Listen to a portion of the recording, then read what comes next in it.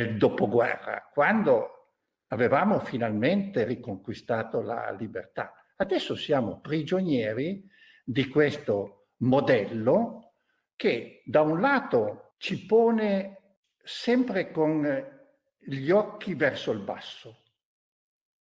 Gli occhi verso il basso perché verso il basso c'è l'iPhone e quasi più nessuno alza gli occhi al cielo. Riccardo Ruggeri sullo stile di vita Covid-19.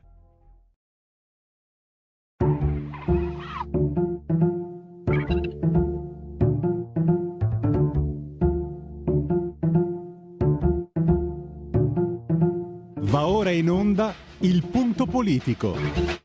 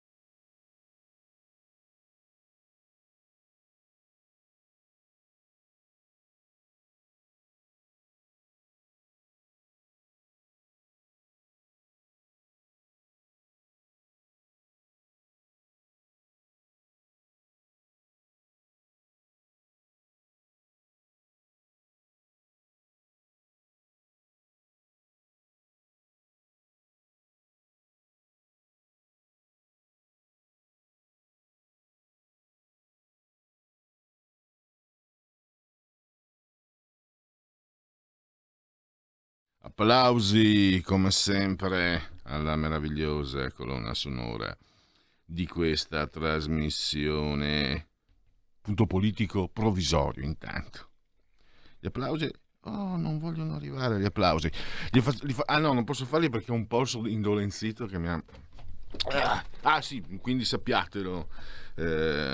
Sono Allora, non è passato il referendum per la cannabis, ma io ho dovuto comunque imbottirmi di antidolorifici, quindi può darsi che mi scappino delle parole, cioè lo dico in modo preventivo per non esporre questa nobile emittente a brutta figura per causa mia involontaria. Scherzi a parte, il garantismo a intermittenza, il garantismo a corrente alternata, lo abbiamo visto ieri, perché Tommaso Cerno, insomma, gli hanno trovato cocaina 4 volte, gli hanno consegnato, 4 volte cocaina in casa. Ma dico io, lui ha detto, no, ma io non c'entro niente, avevo un fidanzato che aveva un po' dei problemi. E voi magari penserete il peggio, noi no, perché noi siamo garantisti, non siamo come loro. Scusate, dimmelo Carnelli, che vado in onda sempre con la mascherina, senza accorgermene come i vecchi babosi. Sapete cos'è che è risaltato nel caso?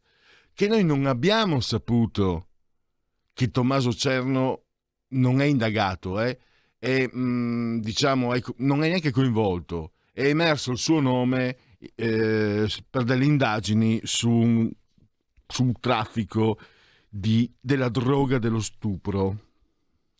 E anche qui ci sarebbe qualcosa da dire, perché è lui a dire, signori, non c'entro niente con la droga trovata con la cocaina. Già tanto da cominciare lui passa la notizia per primo che hanno trovato cocaina, invece la vera notizia è che è la droga dello stupro. È un po' diverso. Noi qui lo sappiamo, vero? Che la droga dello stupro è un po' diversa la situazione. Quindi la droga dello stupro suona malissimo, già la cocaina non dovrebbe suonare bene. Ma signora mia, chi è che non ha dato una sniffatina alla polverina bianca una volta in vita sua? Io per esempio, perché non ho mai avuto l'occasione, no, peraltro. Non per virtù. E invece la droga dello stupro onestamente evoca immagine negativa. Insomma, lui ha avuto la possibilità di discolparsi prima ancora che emergesse la notizia. E Giovanni Sallusti ieri ha fatto anche una molto gustoso, molto valido accostamento. E se fosse stato Mario Rossi della Lega, adesso avremmo la narcotici qui al campanello di Via Bellerio. Avremmo 50-80 giornalisti, compreso il New York Times.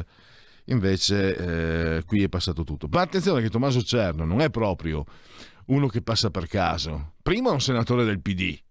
Primo. Secondo, signori miei, viene da quella galassia potentissima di Repubblica, di De Benedetti, Scalfari.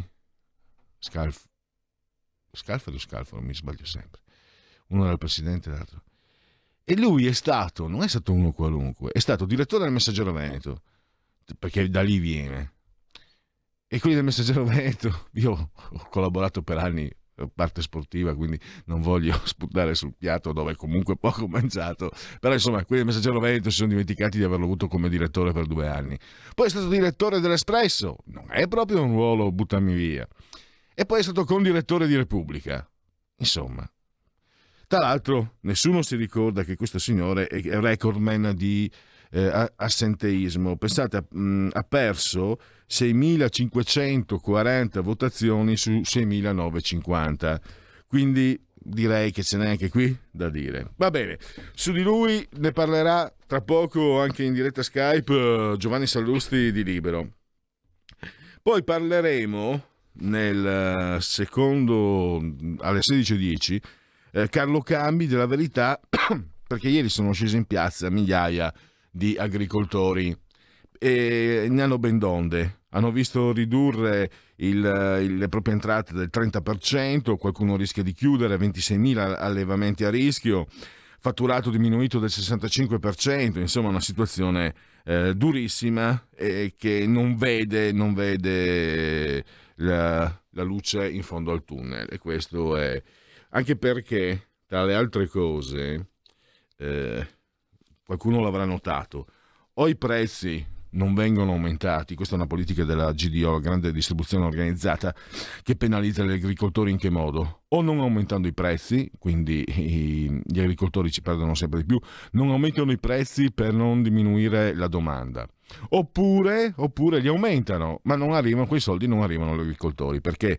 ho chiesto anche conferma alla mia compagna. Pomodori più 35%, melanzane più 37%, cavolfiori più 40%, zucchine più 70%, finocchi da 45 centesimi a 2,30 centesimi di euro, 2,30 euro, e quindi aumenti che pesano sulle nostre tasche. Vediamo se abbiamo in onda in linea il nostro ospite. Allora, eccolo, fatemi salutare e ringraziare e anche complimenti per il bellissimo articolo di ieri, anche per tutti gli altri, naturalmente Giovanni Sallusti, che abbiamo in collegamento via Skype.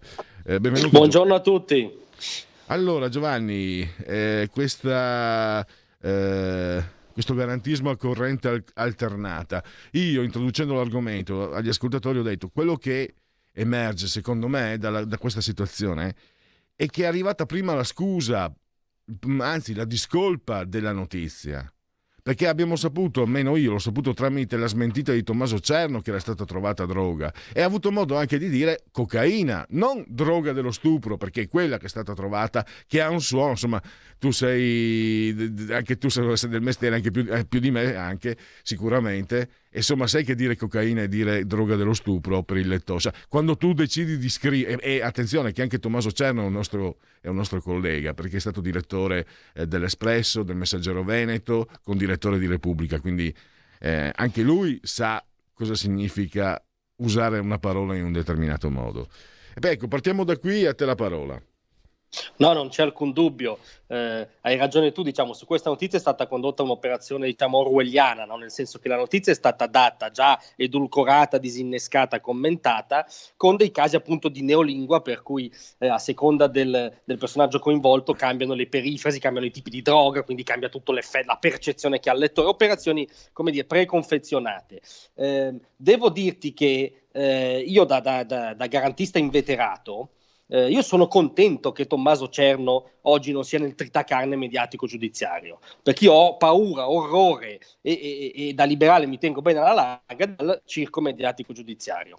Il problema è che io ho proposto ai lettori di Libero, nel pezzo che tu hai avuto la bontà di citare, un esperimento mentale. Dimentichiamo Tommaso Cerno, pensiamo a questo Mario Rossi, un senatore leghista, presso la cui abitazione, come emerge dagli atti di una procura, quindi il Vangelo, cioè sai che le procure oggi sono ben sopra il Vangelo, no? per il mainstream, vengono recapitati non una, non due, non tre, ma 4 volte dei carichi, diciamo, di cocaina, droga dello stupro, comunque insomma stupefacenti. Nelle stesse carte si ipotizza che lui sia un presunto cliente, tra l'altro l'espressione presunto è sottolineata da tutti i giornaloni, non nel caso di Cerno. Nel caso di Mario Rossi sarebbe omessa l'espressione presunto, e il fatto che queste cariche arrivino in casa sua sarebbe ipso facto una condanna. Cioè voi vi immaginate, Mario Rossi sarebbe su tutti i giornali additato, attacchi a Salvini, ripischerebbero il caso Morisi, ci sarebbe una crociata e una corsa al linciaggio di Mario Rossi. Allora, da questo doppio pesismo evidente, che si capisce con un esperimento mentale banale, possiamo cogliere tutta la stortura oggi di chi racconta quotidianamente una realtà taroccata. Tra l'altro c'è anche tra le cose che non emergono, per esempio, di Tommaso Cerno. Io l'ho scoperto perché dopo aver letto il tuo pezzo ieri, poi preparando questo, ho scoperto che è un recordman di assenteismo. Se puoi abbassare la voce in regia, perché qua io sento tutto. Scusate, un piccolo problema tecnico. Dicevo, ha perso 6.540 votazioni su 6.950.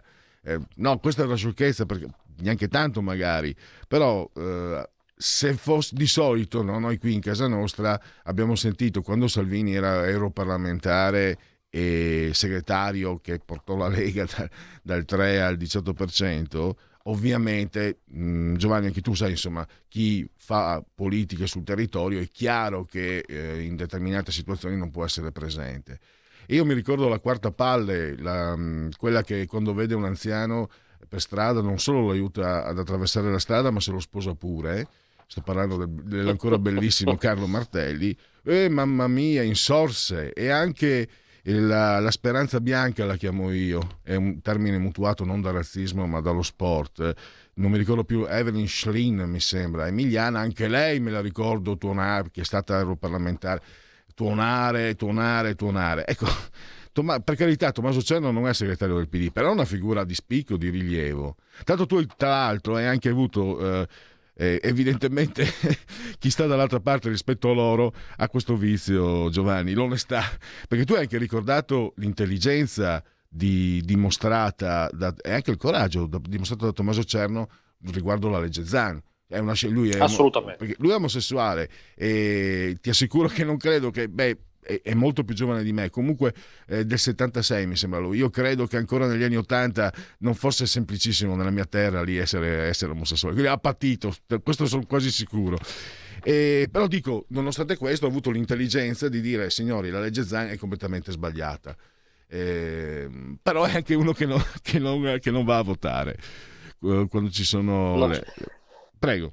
No, ma infatti, no, io ho tenuto a specificarlo perché Tommaso Cerno è oggettivamente, prima ancora che un parlamentare, un esponente politico, un analista intelligente. Tant'è che, nonostante sia l'unico senatore omosessuale dichiarato del centro-sinistra, e che mi fa pensare che evidentemente ce ne sono alcuni non dichiarati, ma lo dico non come giudizio, cioè, ma a maggior ragione in base alle loro posizioni non dovrebbero avere problemi a dichiararsi. Tommaso Cerno, omosessuale dichiarato e persona intelligente, non ha votato il DDL Zan perché riscontrava delle derive liberticide. Beh, io sono con lui su questo, se sono meno con lui ovviamente perché, rispetto all'assenteismo, perché il parlamentare, come qualunque lavoratore, ammesso non concesso che questa analogia stia in piedi, deve avere dei minimi canoni di produttività, no? A maggior ragione perché lo paghiamo io e te, insomma, quindi su quello molto meno, ma per dire che io sono con lui su alcune sue posizioni anche coraggiose nel suo mondo d'appartenenza, sono con lui e sono contento che giornali, procure, commentatori lo trattino in guanti bianchi, che lui non sia indagato, sono contento che non sia indagato, no? Nonostante sia arrivata della droga 4 volte a casa sua. Vi faccio notare la lievissima differenza di approccio col caso di Luca Morisi, lievissima, è proprio sfumatura. Quindi ripeto, sono con lui, ce l'ho con chi racconta casi analoghi, se non come dire, con ciccia di partenza inferiore, in modo apocalittico, come se ci trovassimo di fronte a criminali solo perché sono della parte politica sbagliata. Abbiamo avuto un esempio pochissimi giorni fa, gli ascoltatori che hanno la bontà di seguire il sottoscritto, ma comunque anche l'orientamento della testata, non siamo amici di Matteo Renzi, e io sicuramente, però onestamente pubblicare quella lettera del papà, pubblicando non solo le parti tra virgolette scandalistiche che non hanno nessuna notizia che mi interessi come cittadino, perché quello che pensa Tizio Di Caio sono affari suoi, anche se è il papà di Renzi. Credo, io tra l'altro quando ho cominciato c'era anche uno dei tuoi direttori, era considerato il più in gamba, la Padania, Senaldi, però non Certo. ci siamo incrociati mai di persona. So che insomma c'erano dei redattori molto in gamba che venivano dall'Indipendente, poi sono venuti lì nel tuo giornale, Giovanni, che non mi avrebbero, io ho cominciato nel 97 le collaborazioni al Friuli, non mi avrebbero mai fatto passare una cosa del genere, mi avrebbero detto guarda che questo non ci interessa, questo è pettegolezzo. E sto parlando, sì, comunque di giornalisti che non erano di sinistra, voglio dire, che dovrebbero avere magari che qualcuno magari pensa possano avere, no, scusami, giornalisti di un giornale politico, di una redazione politica, perché la Padania era l'organo di informazione della Lega, proprio ufficialmente. Eppure non me l'avrebbero mai fatto passare. Io mi ricordo un caso lontano, dissimile, però molto lontano, che riguardava un piccolo assessore di un piccolo comune alle mie parti. Ho detto adesso tu lo chiami e gli chiedi se vuole dare delle dichiarazioni su questa cosa, altrimenti noi non diamo neanche la notizia, perché non è così che si lavora. Io sarò l'antica, ma se vedo lavorare te, la tua redazione, ma anche di altri giornali, diciamo di area, per dire, io queste cose le vedo, cioè non sono io bravo o originale, vedo voi altri che si comportano, purtroppo vedo invece i grandi giornali che dovrebbero essere quelli che danno, diciamo, non dico che l'esempio, ma impariamo a leggere anche dai grandi giornali, invece i grandi giornali bam si comportano in una maniera, l'ordine dei giornalisti non ha nulla da dire ovviamente, e quindi Ci mancherebbe. no, anzi. No, ecco, questo, No, questo impone anche un'analisi, cioè interrogarsi continuamente su questa struttura, sul fatto che non sia omogenea la stampa, cioè omogenea nella professionalità. Non può Lilli Gruber, che è stata senatrice del PD, europarlamentare del PD, dire no, non sono neanche collega di Giordano. Non puoi dirlo. Allora mettiamola in chiaro, andiamo alle barricate e allora che barricate siano.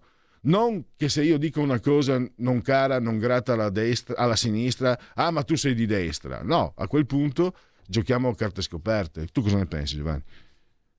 No, sono molto d'accordo con quello che dici. A tal proposito, guarda, è secondo me ultra istruttivo un pezzo uscito, non per citare la testata su cui scrivo, ma uscito su Libero di oggi a firma di Filippo Facci, che nell'occasione del trentennale di Mani Pulite, che il mainstream sta celebrando appunto tra squilli di tromba, questo grande momento in cui magistrati novelli Robespierre tagliarono le teste dei corrotti, Filippo Facci racconta una verità da tutti conosciuta ma da tutti ipocritamente omessa, cioè che in quegli anni si creò la stortura folle da Stato sudamericano, per cui i grandi giornali, Corriere, Repubblica, Stampa, i direttori facevano una riunione di redazione insieme al pomeriggio per concordare, confrontare se avevano tutti gli avvisi di garanzia, se avevano tutti i personaggi del giorno da linciare, su come linciarli in prima pagina, cioè si coordinavano tra di loro come fosse un unico monolite giustizialista. Nei fatti lo erano e Facci lo racconta benissimo.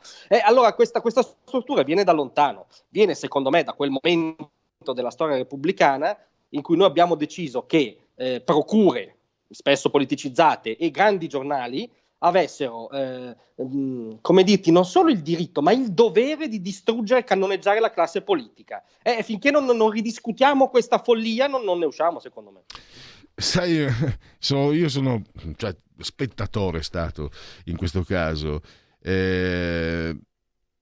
Filippo Facci, uno magari può dire no, ma lui forse. Allora, io mi ricordo un bel po' di anni fa, in un dibattito televisivo, uno di questi direttori o vice direttori, credo fosse Veltroni, all'epoca direttore dell'Unità, Lo ammise, ma non lo ammise stracciandosi le vesti, dicendo che era normale non voler bucare la notizia, era normale sentirsi tra stati concorrenti perché non si voleva, non ricordo più, sono passati tanti anni, che addirittura era un dibattito radiofonico, credo.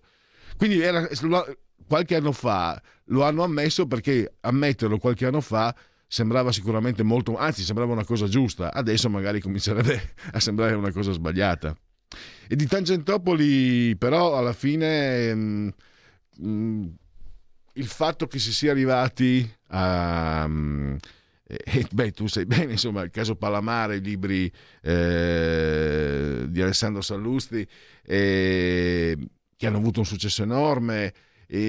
Cosa significa? Significa che stiamo cominciando a tirare ad arrivare a, non dico una resa dei conti, finalmente a un'elaborazione di Mani Pulite in una maniera asciutta, in una maniera assolutamente garantista, eccetera, oppure magari, io per esempio Michele Sera che ha chiesto 1000 volte scusa, francamente non gli credo. Mi sembra adesso va di moda chiedere scusa, però non ti credo, cioè non mi sembra che dall'altra parte ci sia una, potrei dire, chi non è diciamo chi orbita in quell'area, non far nomi antipatici, io credo, perché la sua posizione da sempre è garantista, Mattia Feltri, che non credo neanche però lo si possa dire di sinistra, ma gli altri francamente mi sembra che seguano l'onda, cioè non mi sembra che ci sia, non vedo un'autoanalisi per capire quello che è stato fatto di sbagliato.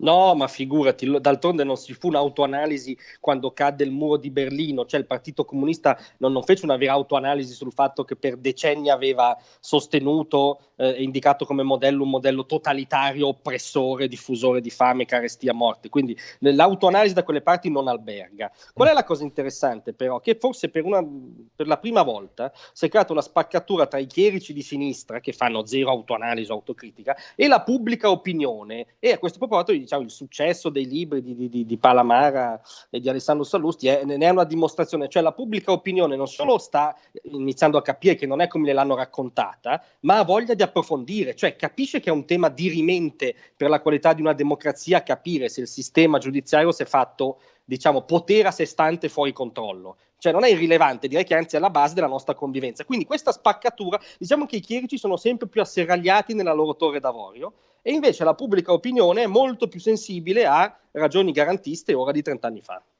E questo ci porta a guardare, speriamo arrivino presto, aprile-giugno, ho letto le date, i referendum. Ecco, io ho un mio pensiero, io spero, perché ne parleremo qui a Radio Libertà spesso e volentieri, io mi auguro di avere la capacità di non portarla su un terreno di, non dico scontro, ma di confronto oppositivo.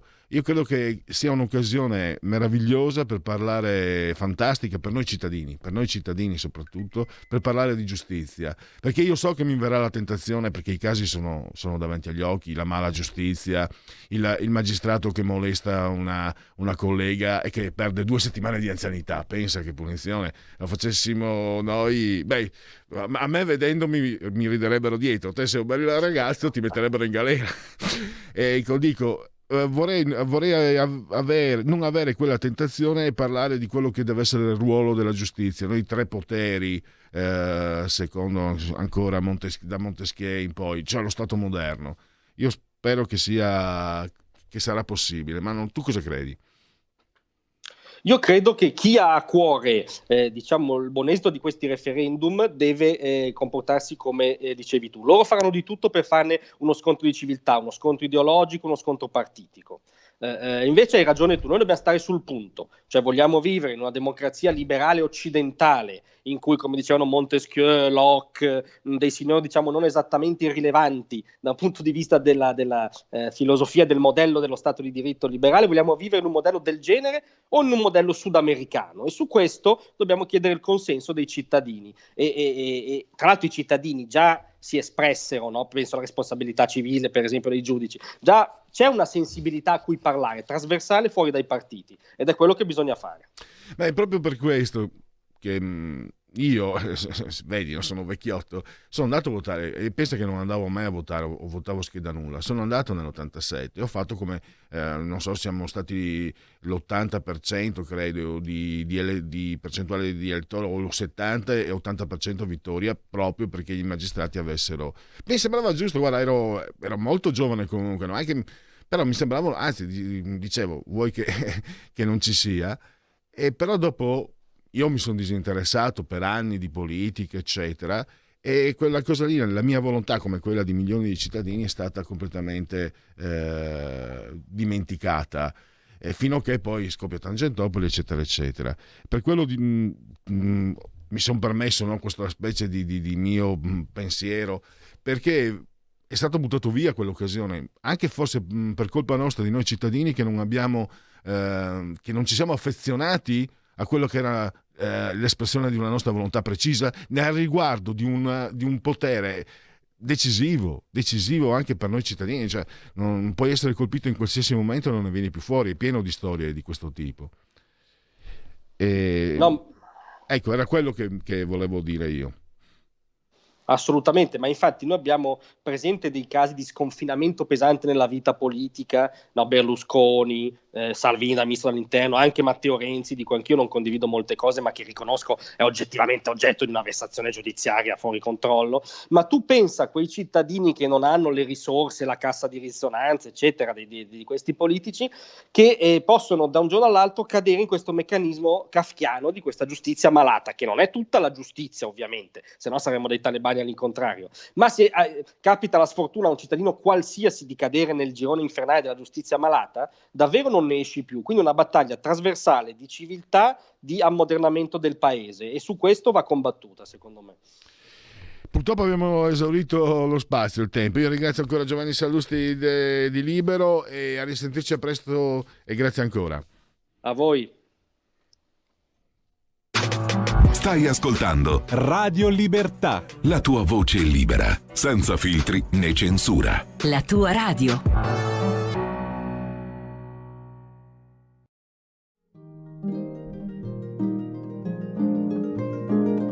Cari ascoltatori, vi ricordiamo che l'angolo della musica classica, condotto in studio da Auretta Pierotti Cei, cambia orario. Andrà in diretta ogni sabato a partire dalle 13. Appuntamento con la grande musica.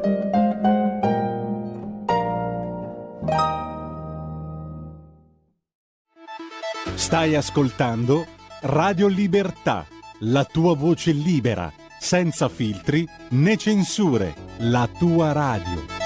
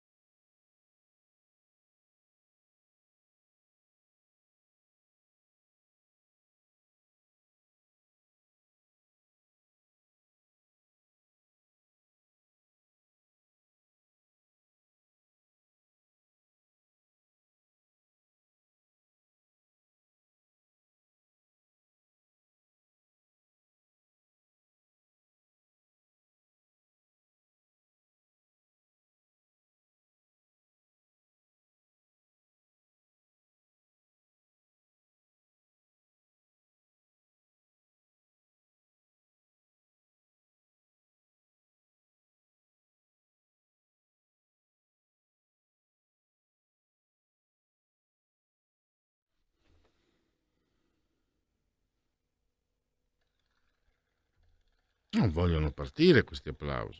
Perché? Perché siete così? Sento crepitare. Vediamo se partono. Non volete applaudire i Simply Red? Ma siete pazzi, siete folli. Chi non ama i Simply Red, peste lo colga. Radio Libertà, quando sono scoccate le 15:37, in sincronia con voi e con noi. Insieme al grande Giulio Cesare Carnelli, assiso saldamente sul di comando di regia tecnica, entrambi sospesi a 123 metri sopra il livello del mare. Temperature che raccontano di 24 gradi centigradi sopra lo zero interni, 11 esterni. La pressione è pari a 1027,2 millibar, umidità 65%. L'abbraccio forte alle signore Clotilde, Carmela e Angela che ci seguono dal televisore. Adesso ci si può anche vedere, potete anche vederci. Invitate me perché è meglio. No, ma io uso molta condivisione proprio per non scioccarvi e non dare di questa meravigliosa emittente un'immagine erronea, un vecchio barboso, una sagoma barbuta. E i canali sono 252 740 740 252. Poi l'abbraccio, anche un saluto anche a chi ci ascolta cullato dall'algido suono digitale della Radio DAB e anche dalle applicazioni iOS e Android. Grazie all'applicazione iOS e Android ci seguite ovunque voi siate sulla crosta terrestre, grazie a queste applicazioni con smartphone, iPhone, e poi c'è la Fire TV, e poi c'è Alexa, accendi Radio Libertà, passaparola, ve ne saremo riconoscenti, tablet, mini tablet, iPad, mini iPad, smart television, Fire TV, infine anche su internet, grazie a YouTube, e poi il portale di Radio Libertà. C'è una telefonata, la parola a chi ce l'ha. Pronto? Pronto, buonasera, sono Luca da Colico. Io volevo dire due cose. No, io ho capito una parolaccia. Hai detto Spero di no. No, io ho capito Luca. Io no, prima di Luca ho capito stronzo. Ti dico la verità. Tu non l'hai sentito? No, allora ho sbagliato io. No, non mi permetterei mai con il grande Pellegrini di usare un linguaggio così escatologico, non me lo permetterei mai. No, Luca, telefoni da tanto tempo e poi puoi anche permettertelo. È che mi sembrava che tu stessi dicendo stronzo, magari uno che ti stava disturbando, ecco. No, guarda, sono qui in mezzo a nulla, per cui non c'è nessuno che mi disturba. No, ma allora le allucinazioni uditive, sono finito. Prego Luca. Volevo dire, annuncio, cioè permetto che sono delle cose scomode, però mi fa piacere avere il diritto di parola su Radio Libertà, dove non ho trovato da nessun'altra parte, ed è la seguente. 2 considerazioni. Io ho più di 50 anni, non sono vaccinato, sto aspettando il vaccino Valneva, e quindi non posso lavorare né nel settore privato dove sono, né nel settore pubblico, cioè mi è impedito di lavorare fondamentalmente. Prima considerazione, non esiste nessun partito politico che difenda apertamente la mia posizione e faccia opposizione in maniera netta a al decreto del governo che è stato emanato, e mi dispiace che alcuni senatori della Lega lo abbiano votato, come il senatore Arrigoni per esempio, per farne un nome, ma altri sono astenuti, lui l'ha votato. E questo lo trovo una cosa molto sconsolante, perché nel panorama politico italiano non c'è nessun partito che, difende il mio punto di vista. Seconda cosa, e ti prego Pellegrini di essere molto attenta alle mie parole precise che sto per utilizzare. Io sostengo che nella storia d'Italia, dall'unità d'Italia ad oggi, non è mai esistito un provvedimento da parte di un governo che impedisse a una parte dei suoi cittadini di lavorare. Non è mai esistito, e lo ribadisco, anche nel periodo che va dal 1928 al 1945, cioè quello dell'odiato regime fascista, non si era mai arrivato a un provvedimento così drastico. E mi riferisco esclusivamente al diritto al lavoro, non sto parlando di altro, però dico che anche le odiose leggi razziali fatte dal regime fascista non erano arrivate a tanto, perché limitavano il lavoro dei cittadini italiani, ebrei, in alcuni campi, ma non in maniera assoluta. Questo poi non vuol dire che si possono fare dei paragoni, perché semplicemente il motivo per il quale si discriminavano i cittadini italiani ebrei era odioso, cioè la razza. Solo quello basterebbe a scavare un solco gigantesco tra la mia situazione e quella di un cittadino italiano ebreo del 1936, per dire. Però questo volevo farlo notare con forza, perché non l'ha detto nessuno. Nessuno ha avuto il coraggio di dirlo. I provvedimenti presi da questo governo sono più limitanti per quanto riguarda il lavoro di quelli presi durante il regime fascista, anche se lì la guerra c'era per davvero. Io non l'ho sentito dire da nessuno, sono andato a cercarli. Sì, non ho fatto questo paragone, però sai che io poi... Non è un paragone, è un'analisi. Io dico, parlo per me, più volte ho riscontrato che sia gravissimo, perché a me hanno insegnato con l'esperienza, non i sindacati, con l'esperienza mi hanno insegnato che il salario è sacro. Nel momento in cui si impedisce di accedere al salario attraverso il lavoro, si commette qualcosa di molto serio. E anche grave la parola giusta, quindi io l'ho detto magari con ma Pellegrini, ti dico solo una cosa, ti do un punto di vista cioè nel senso che tu hai completamente ragione, cioè questa è una cosa seria. Ti do un altro punto, anche da un punto di vista umano, e ti spiego. Io nella mia attività ho praticamente mi era rimasto un unico cliente, era un cliente con cui lavoro da quasi 40 anni. Questo cliente qua, per il fatto che io non sono vaccinato, non mi ha più chiamato, ha chiamato un mio collega.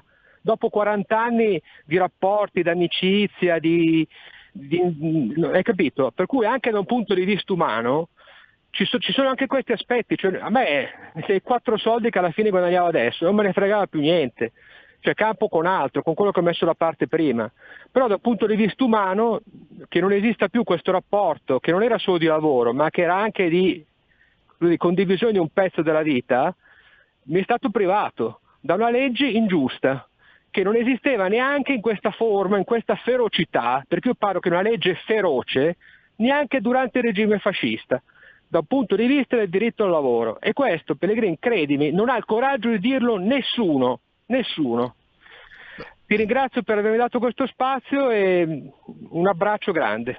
A presto. Grazie a Luca, ho già parlato troppo, non c'è molto da aggiungere.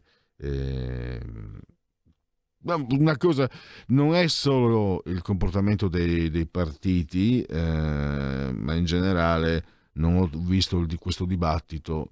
Ma Luca, quante volte mi avrei sentito dire che noi operai siamo operaio, artigiano, piccolo imprenditore, siamo nella stessa, io parlo sempre come un operaio perché quando entri in fabbrica non esci più, siamo l'ultimo anello della catena. Infatti fanno in modo che le persone non abbiano accesso al lavoro, ma i giornali, i TV, non è solo la politica, è tutto l'insieme, i sindacati soprattutto. E questo per buttare ancora un po' di benzina sul fuoco. Ci sono ancora una. Pronto? Ciao, sono Marco da Mantova, Pellegrini. Ciao. Io condivido in toto la telefonata di Luca, perché questa pandemia è stata sfruttata per far uscire la parte più brutta che c'è in ogni essere umano. E tu lo vedi in giro per le strade, che la gente non è più quella di 2 o 3 anni fa. Allora ti racconto, aggiungendo a quello che ha detto Luca, quello che mi è successo un paio di giorni fa. Ho saputo che io che sono a dicembre ho avuto un'esenzione, porca miseria adesso, un'esenzione dal vaccino. Ho saputo che l'ultimo DPCM prevede che questa esenzione venga digitalizzata. Mi reco al centro vaccinale dove senza tante storie mi dicono guardi, per noi sì, lei abbiamo visto i suoi certificati, ce li ha dati, subito mi hanno chiesto perché lei ha avuto l'esenzione. Io pensavo che dovesse essere semplicemente una cosa amministrativa, cioè trasformi la mia esenzione cartacea in digitale. Più o meno penso che debba diventare un Green Pass. Questi invece mi hanno detto perché lei ha avuto l'esenzione e già lì ho capito che c'era qualcosa che non andava. Beh, se sono qua, perché te lo devo spiegare? Me l'avete data voi su richiesta di certificati che io ho prodotto. Comunque vorrei della fame a te, ma no, non, perché la sua patologia per noi non è più valida di esenzione, non rientra più nell'esenzione, scusi, ma per quale ragione? Io sono venuto qua a dicembre, non sono venuto un anno fa. È perché nell'ultimo DPCM del governo, l'ultima direttiva del Ministero che è partita a gennaio, sono stati stretti i parametri per la concessione delle esenzioni e quindi lei non vi rientra in quanto per i nuovi vaccini lei può fare la vaccinazione tranquillamente senza alcun rischio. Ma scusate, a dicembre gli stessi vaccini c'erano. Quindi adesso a questo punto cosa succede? È che lei che lei ha l'esenzione valida fino al 28 di febbraio. Sì, lo so, dopodiché io non posso più lavorare. Quindi cosa devo fare per evitare questa cosa? Ci deve portare degli altri certificati. Allora adesso Pellegrini, la storia adesso finita, io produrrò i certificati e vediamo cosa verrà fuori. Secondo me non è altro che un modo per rastrellare altre persone, perché ormai non è più una questione scientifica o sanitaria, è una questione politica. È un rastrellamento di persone che fino a qualche mese fa avevano la loro esenzione concessa dallo Stato e adesso lo Stato te la toglie. Io penso che se gli italiani volevano l'uomo forte, al comando, con il pugno duro, se lo sono meritato, perché alla fine è arrivato e adesso ne stiamo pagando tutti.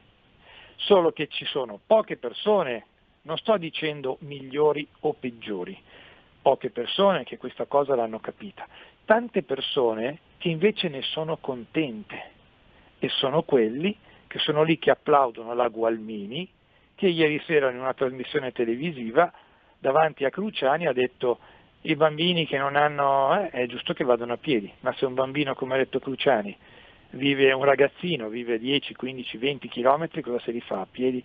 Questo è quello che abbiamo raggiunto in questi 2 anni di pandemia, l'odio generalizzato verso chi non la pensa come la maggioranza.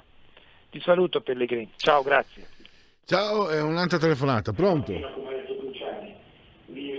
Pronto? Pronto? Sì, parli pure al telefono, Sì, perché okay. altrimenti... Senti,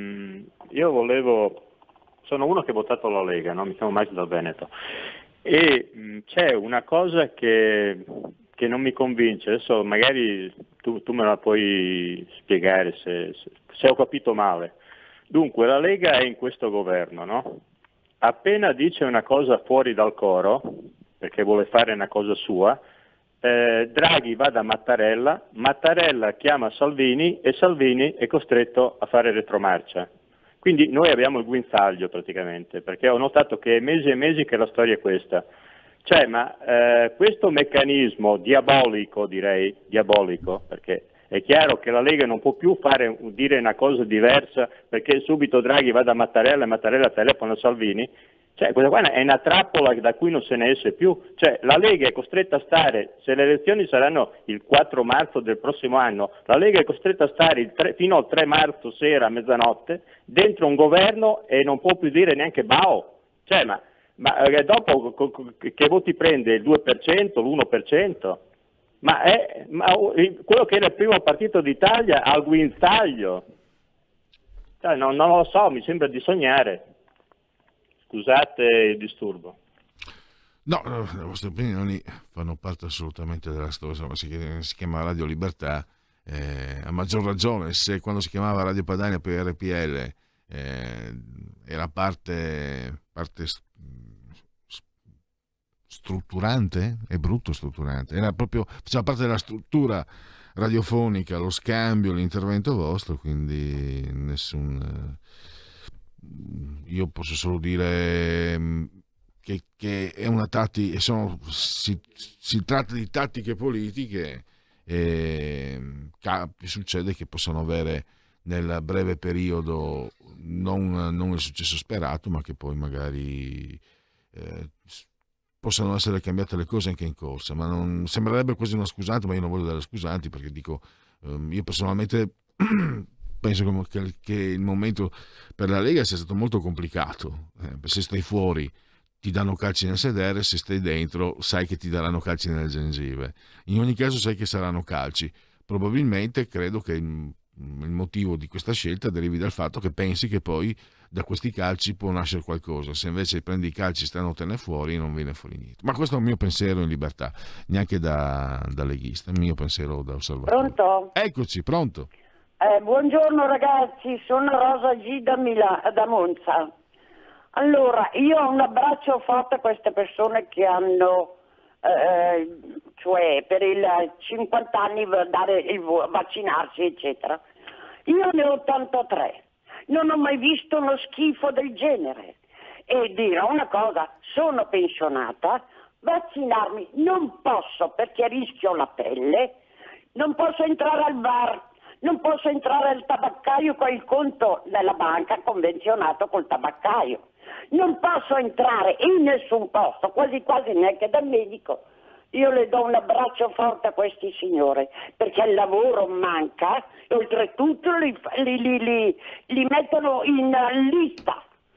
Io ho ascoltato oggi, come si chiama, Ricciardi, non era mica un attore che ha fatto il guappo, Ma allora come si può fare? In giro c'è la gente ancora con la mascherina, le hanno lobotizzati. Va bene, scusatemi la voce perché io non Va ne bene, posso più. io sono uno che usa la mascherina perché così posso permettermi di mangiare aglio senza disturbare gli altri e non mi sento lobotomizzato.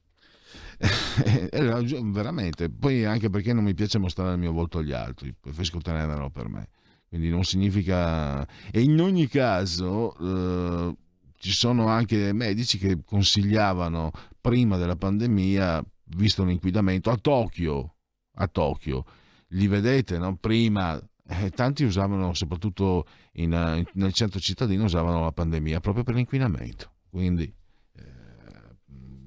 io parlo per me, quindi nessuno si permetta, cioè se qualcuno osa o si permette di obiettare sul mio uso della mascherina, sappia che avrà le risposte che si merita. Per quanto riguarda il sottoscritto, poi chi se ne importa. Allora, Raul da Cesano, il punto politico resta comunque il nome più azzeccato. Grazie Raul. Allora, solidarietà a Luca che ha appena chiamato, anch'io sono a casa senza stipendio, Luca. Comunque oggi ho un nome per il tempo delle vostre idee. Luca, il tempo delle vostre idee. Potrebbe essere il momento. Vediamo.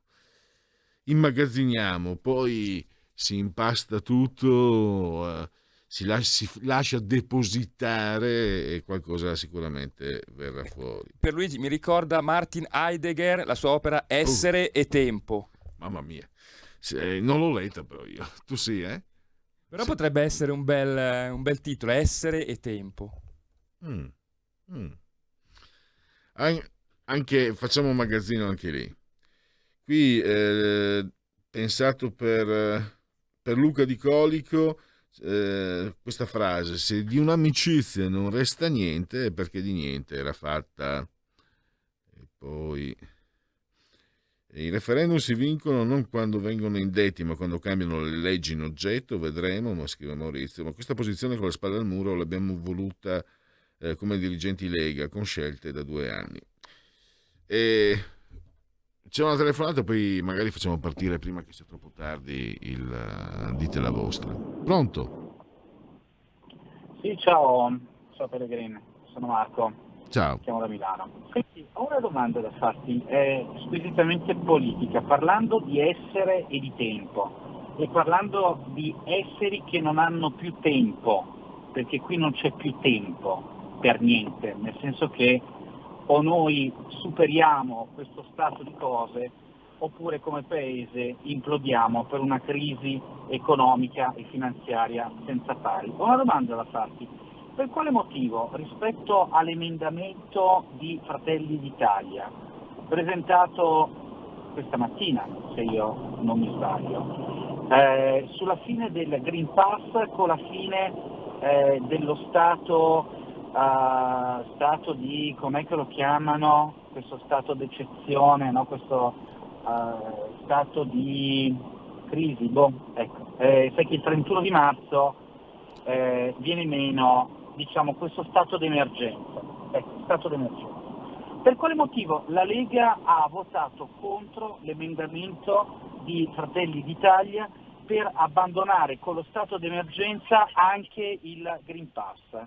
Cioè, io sinceramente non lo capisco. Se il Green Pass è dimostrato dai fatti che è pernicioso per il commercio, per tantissime cose, ma anche perché dal punto di vista psicologico, cioè non ti invoglia tutte le volte a uscire. Marco, ti do una lettura mia beh, è il mestiere che faccio. Allora, la Lega si è sempre dichiarata, ha spinto perché non si usi il Green Pass. Se non ha votato l'emendamento di Fratelli d'Italia, perché Fratelli d'Italia ha presentato l'emendamento per rompere le scatole alla Lega. È tatticismo, scambio politico. Da fuori sembra assurdo, dentro i meccanismi della politica invece non è neanche tanto assurdo, non è neanche tanto così scandaloso, perché se tu per fare bella figura mi metti in trappola, va bene, allora io farò brutta figura, ma non la fai neanche tu. Grosso modo funziona così, è un riassunto mio personale per quello che ho visto in tanti anni. Certo, però Pierluigi, se mi consenti, allora a me delle questioni partitiche o delle questioni particolari da fessemana creatura, come direbbero a Napoli, cioè tra bambini, no, che si danno qualche... No Marco, non è una cosa di bambini, è una questione che se la Lega si fa bagnare il naso da Fratelli d'Italia, poi succede che all'interno del governo avrà sempre meno potere, quindi se la Lega magari può portare a casa qualcosa, io sono convinto che il federalismo in chiave sussidiaria possa essere un sostegno, una via di fuga dal disastro che c'è. Se la Lega potesse riuscirà a ottenere qualcosa in quel senso, sarà comunque, non è una bega tra ragazzini, non è una bega d'asilo scolastico, è una bega per disporre di potere. Ci sono i soldi, miliardi che devono essere destinati alle regioni. Secondo te Zaia, Federica, Fontana sarebbero contenti se vedendo una Lega spinta ai margini magari vedessero miliardi in più dati al sud?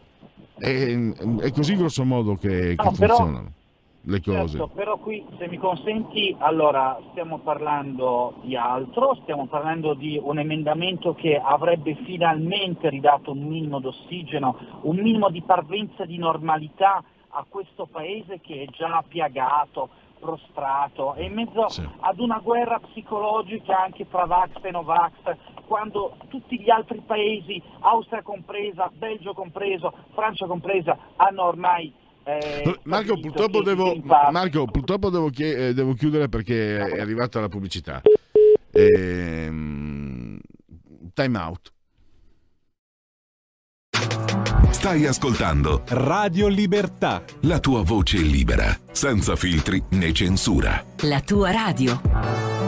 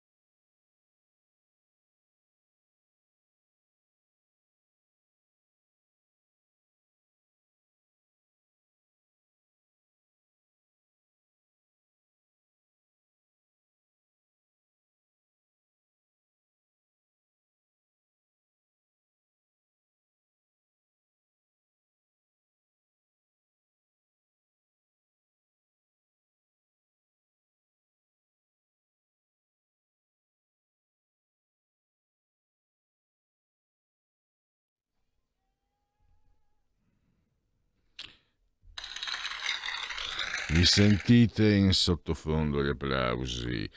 Volevo dire a Marco che non è la censura, se volete, se telefona per chiudere il discorso può tornare a chiamare assolutamente per riprendere la vicenda dell'emendamento di Fratelli d'Italia. Tra l'altro, numeri alla mano, credo che anche con i voti della Lega non sarebbe passato lo stesso in ogni caso. E quindi numeri alla mano, però francamente non l'ho seguita da vicino, quindi ho seguito altre cose.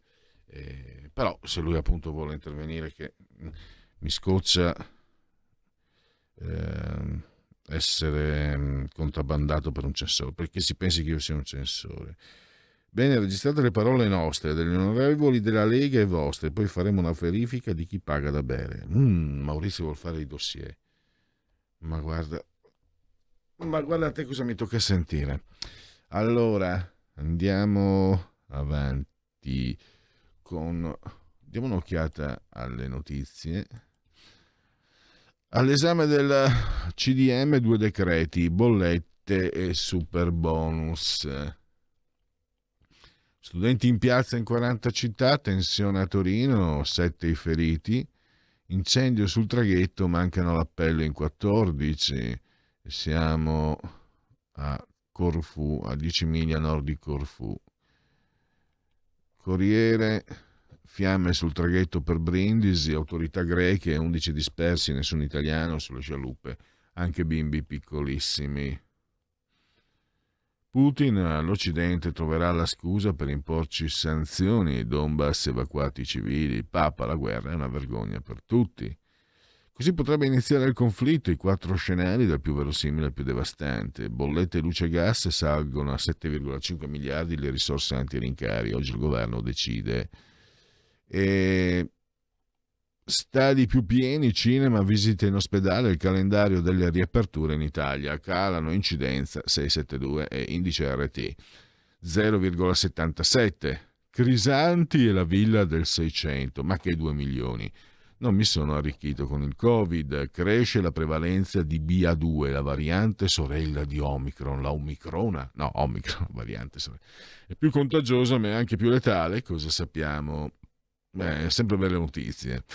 Allora facciamo così, segui la Lega, andiamo con il Segui la Lega, che non sbagliamo mai. Segui la Lega è una trasmissione realizzata in convenzione con La Lega per Salvini Premier.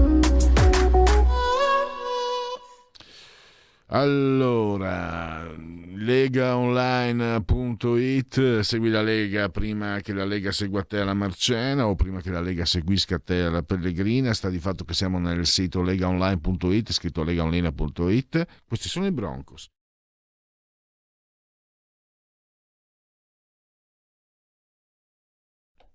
Broncos. Chiedo venia. Sono i soliti capricci interni che arrivano dall'interno con Broncos che scalpitano per essere sprigionati e slanciarsi nelle praterie. Senti.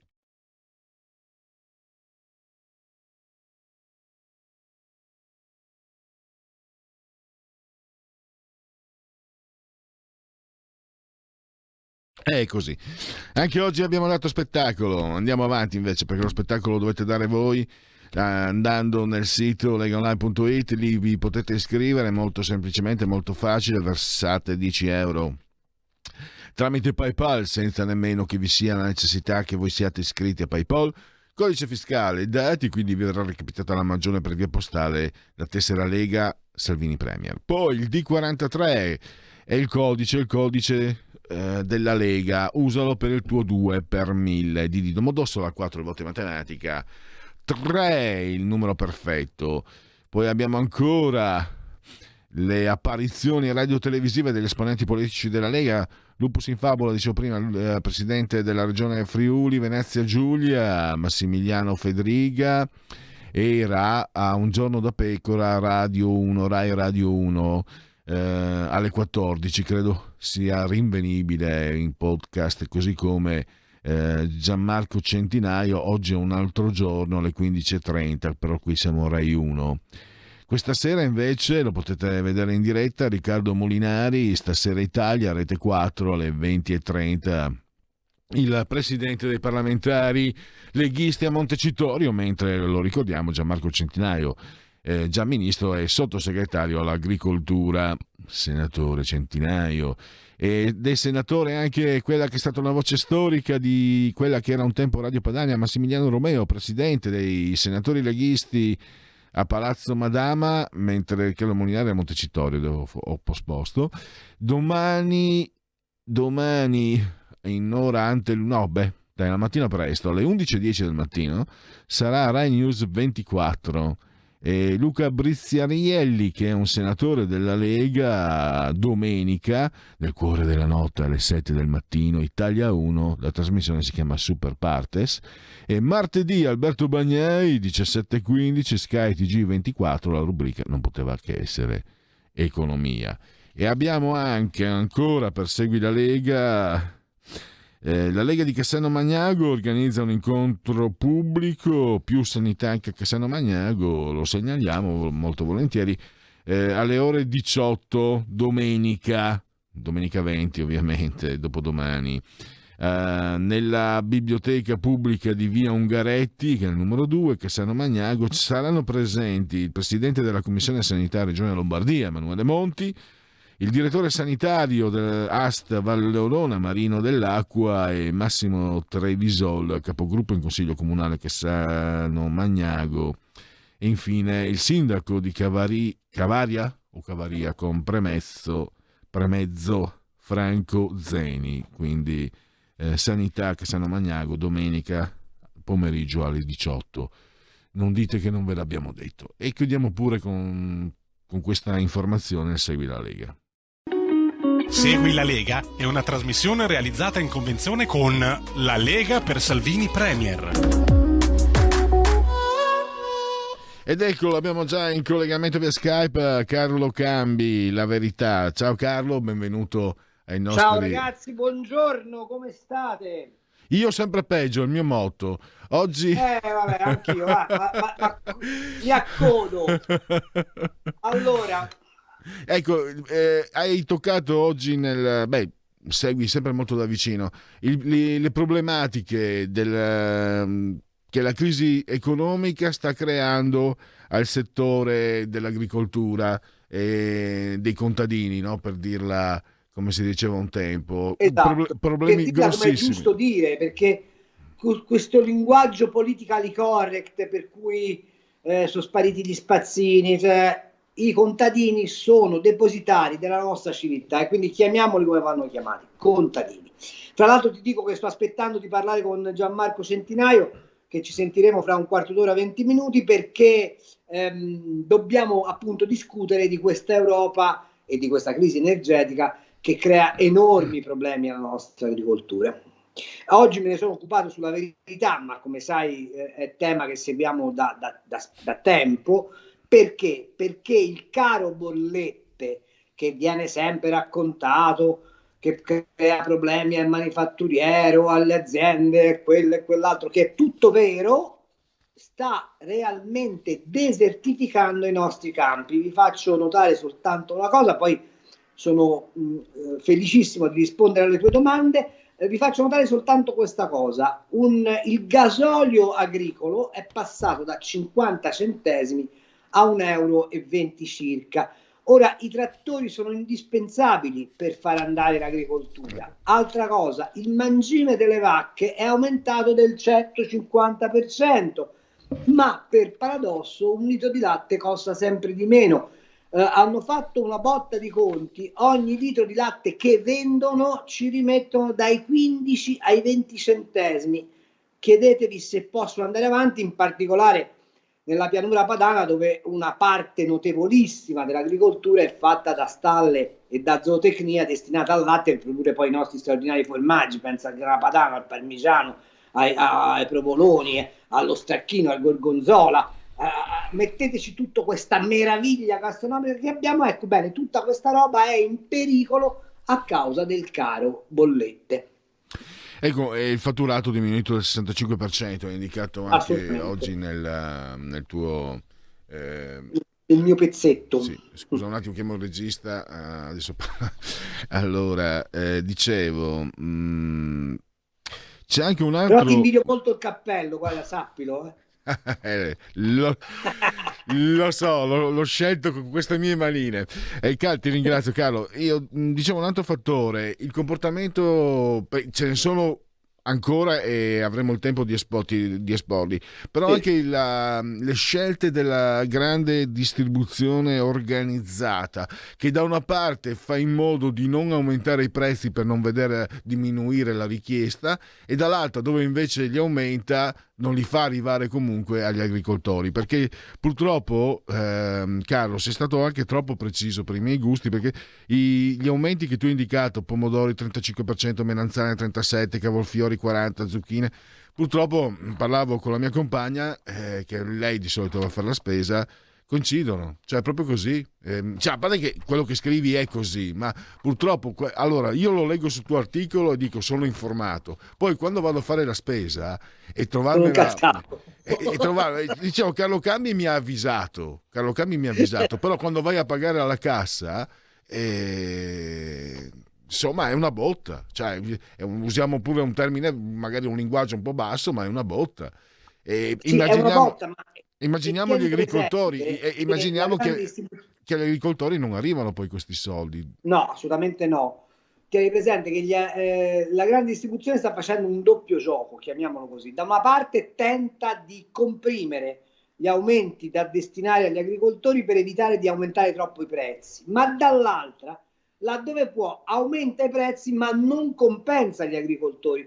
Ma questo non riguarda soltanto gli agricoltori, riguarda tutta l'industria di trasformazione agroalimentare, che è ugualmente in sofferenza. Devi pensare che per esempio sui salumi c'è una tensione fortissima, perché i maiali sono caduti di prezzo e quindi ovviamente gli allevatori non pigliano i soldi che devono prendere, ma contemporaneamente i costi di trasformazione della carne sono schizzati in alto. La grande distribuzione non vuole ritoccare i listini e quindi le aziende che trasformano hanno una diminuzione di utile, se non addirittura un lavorare in perdita, che poi scaricano a loro volta sull'allevatore. Quindi è una catena perversa.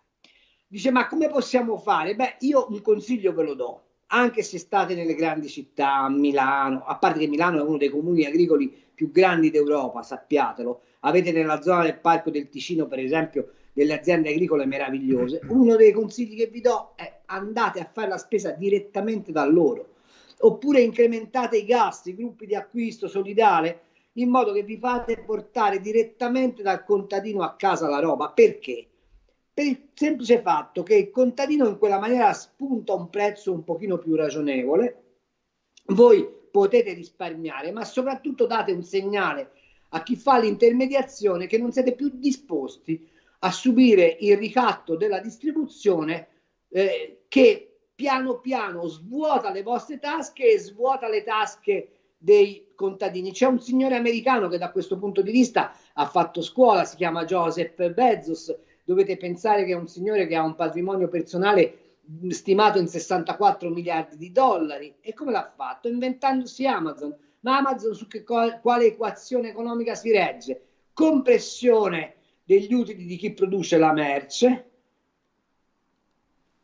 e, comprimendo gli utili di chi produce la merce, distribuzione la più ampia possibile e dunque guadagno sulla distribuzione. Ecco, questo schema, ci sono alcuni distributori anche in Italia, ma in tutto il resto d'Europa, che lo stanno assumendo come paradigma della loro attività, fregandosene del fatto che a monte e a valle del loro mestiere c'è qualcuno che ci rimette. E quindi secondo me un sistema è quello. Altro sistema: informarsi, ed è facilissimo, basta andare sul sito dell'Ismea per vedere i prezzi all'origine dei prodotti agricoli, andare nei supermercati e confrontare ciò che ci sembra giusto comprare e qual è il livello di rincaro che noi siamo disposti ad accettare dalla stalla alla nostra tavola. Sono tutti, come posso dire, contributi attivi che noi possiamo dare agli agricoltori per farli sentire meno soli e anche per invertire in qualche modo questo ciclo economico che li penalizza, perché il risultato, sapete qual è alla fine di tutto questo ragionamento? Che se loro smettono di coltivare, noi dobbiamo importare. Se dobbiamo importare, importiamo cose di minore qualità, il paese comunque si impoverisce, perché ovviamente è importante, diamo soldi all'estero, ma questa è la strategia dell'Europa e se volete ve la racconto. Prego. Allora, la strategia dell'Europa è molto semplice. Avete visto che hanno stocanato i grilli, le farine dei bachi della farina, ci vogliono far mangiare la carne di coccodrillo, ci spingono a mangiare le proteine degli insetti, ci vogliono far bere gli estratti vegetali. Sapete perché? Per un motivo molto semplice. Perché tutta quella roba lì si può coltivare e produrre in zone povere del mondo. Ovviamente la intermediano le multinazionali della nutrizione, che si stanno sempre più orientando verso non il cibo, ma verso i nutrienti molto processati. Infatti, se ci fate caso, qual è la cosa che vi raccontano subito sugli insetti? Che il valore proteico dell'insetto è enorme, che gli insetti prendono poco posto e che se cominciamo a mangiare insetti evitiamo di allevare bestiame, non facciamo male all'ambiente, ma soprattutto liberiamo terreno. Per fare che cosa? Per convertire l'agricoltura che fino ad oggi ci ha dato gli straordinari prodotti che connotano la nostra dieta in depositi di carburante.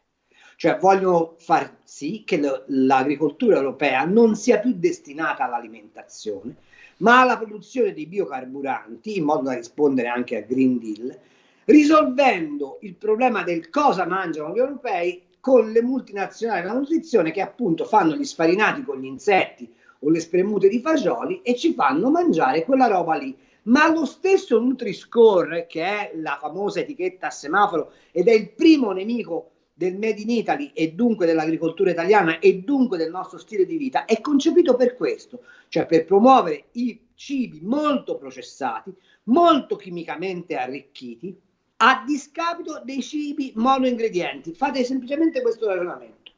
Viene considerato da bollino rosso il prosciutto piuttosto che il grana padano, piuttosto che l'olio extravergine d'oliva, cioè prodotti monoingrediente, perché secondo loro contengono grassi, contengono sale, contengono elementi che fanno male alla salute, non ne sta scritto da nessuna parte, anzi fanno benissimo, anche perché siamo il popolo più longevo d'Europa con questa alimentazione, ma premiano invece dei prodotti pluringredienti. Vorrei farvi fare un esperimento: andate al supermercato e leggete quanti sono gli ingredienti del cosiddetto hamburger vegano.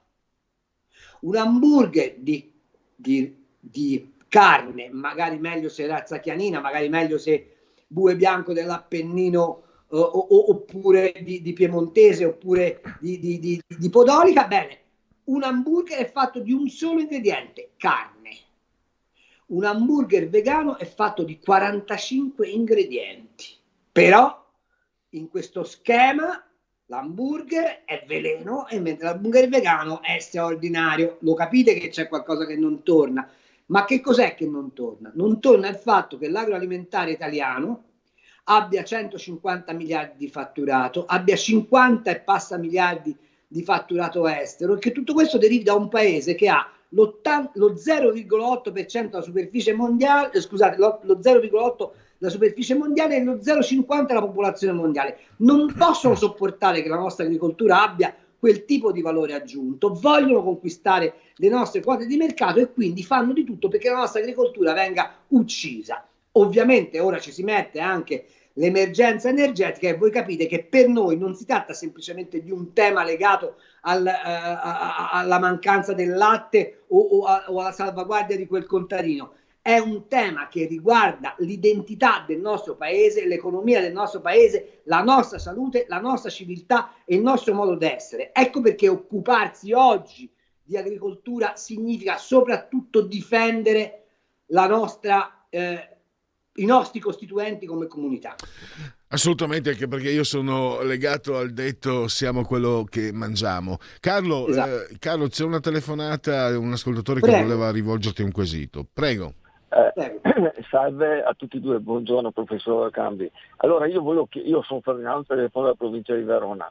La mia è una domanda. Allora noi teoricamente dovremmo già pensare al futuro, pratica lavorare su un dramma socio-economico che non ha uguali nella storia dell'Italia, neanche nel dopoguerra. Via che dall'epoca cosa è successo? Noi abbiamo avuto un boom economico grazie alla nostra sovranità monetaria e grazie alla nostra sovranità popolare.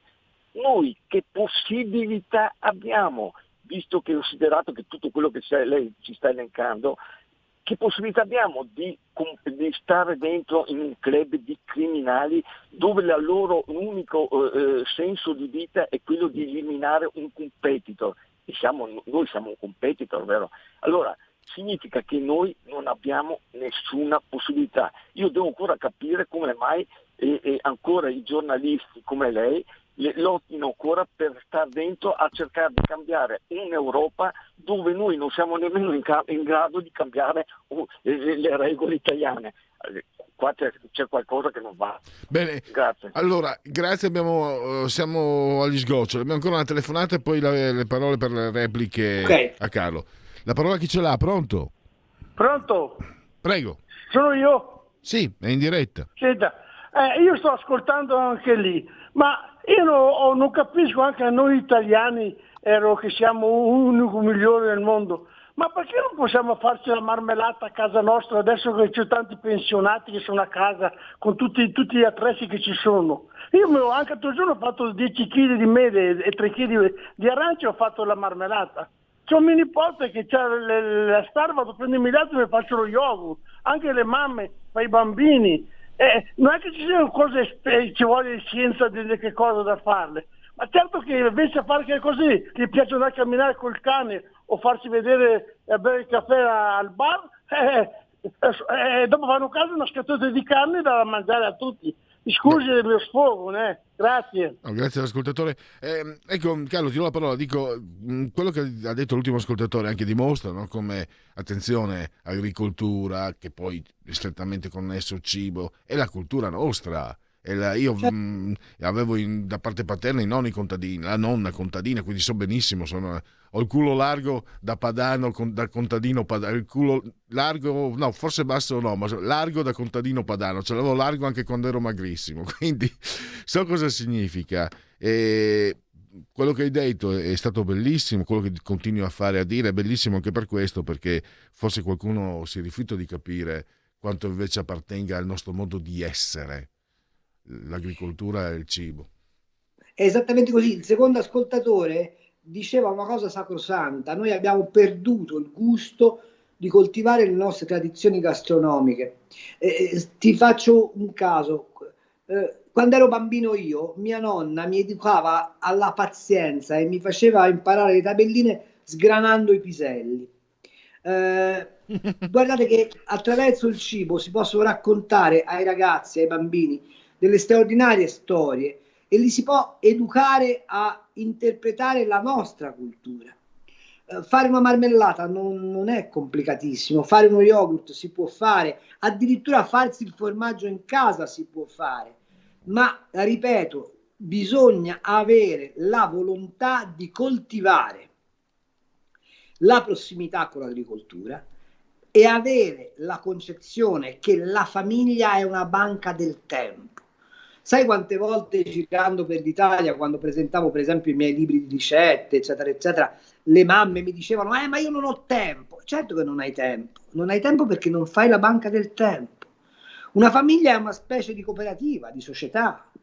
Allora i bambini possono sganare i piselli, il marito può tranquillamente far bollire la frutta per poi fare la marmellata e quando la mamma ritorna e ha tempo finisce il piatto, oppure il babbo invece che stare tutto il giorno attaccato alla televisione può tranquillamente imparare a cucinare, oppure i ragazzi possono tranquillamente essere accompagnati a comprendere come si fa la spesa. Quindi bisogna tornare in larga misura a vivere secondo la nostra tradizione. Questo per il secondo ascoltatore. Per il primo, non è vero che non si possono cambiare le cose.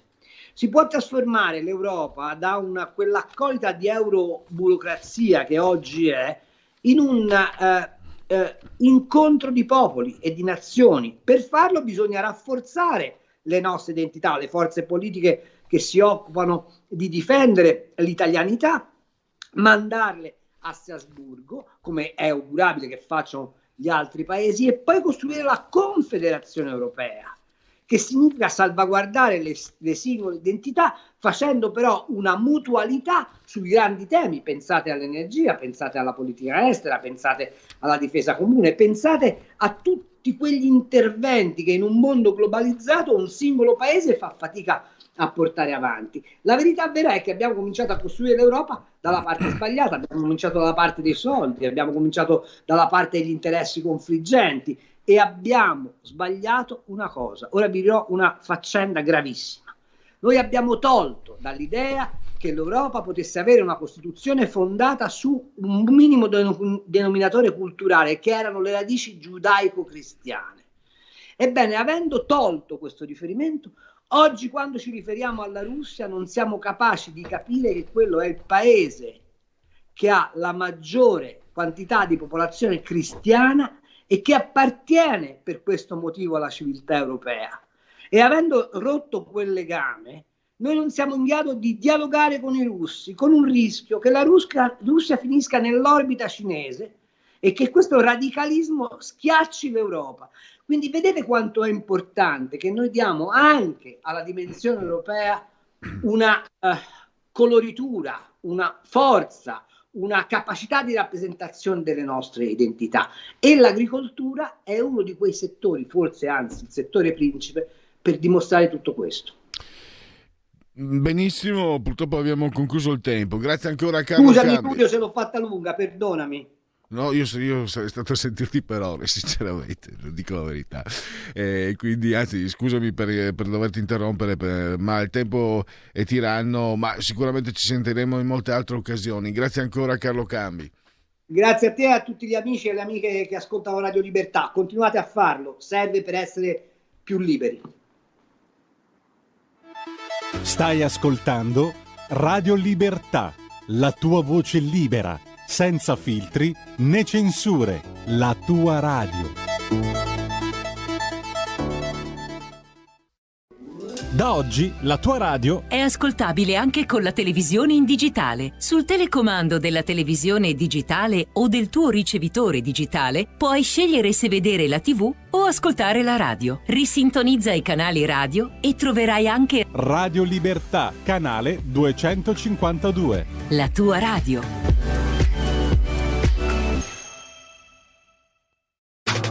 Stai ascoltando Radio Libertà, la tua voce libera, senza filtri né censura. La tua radio.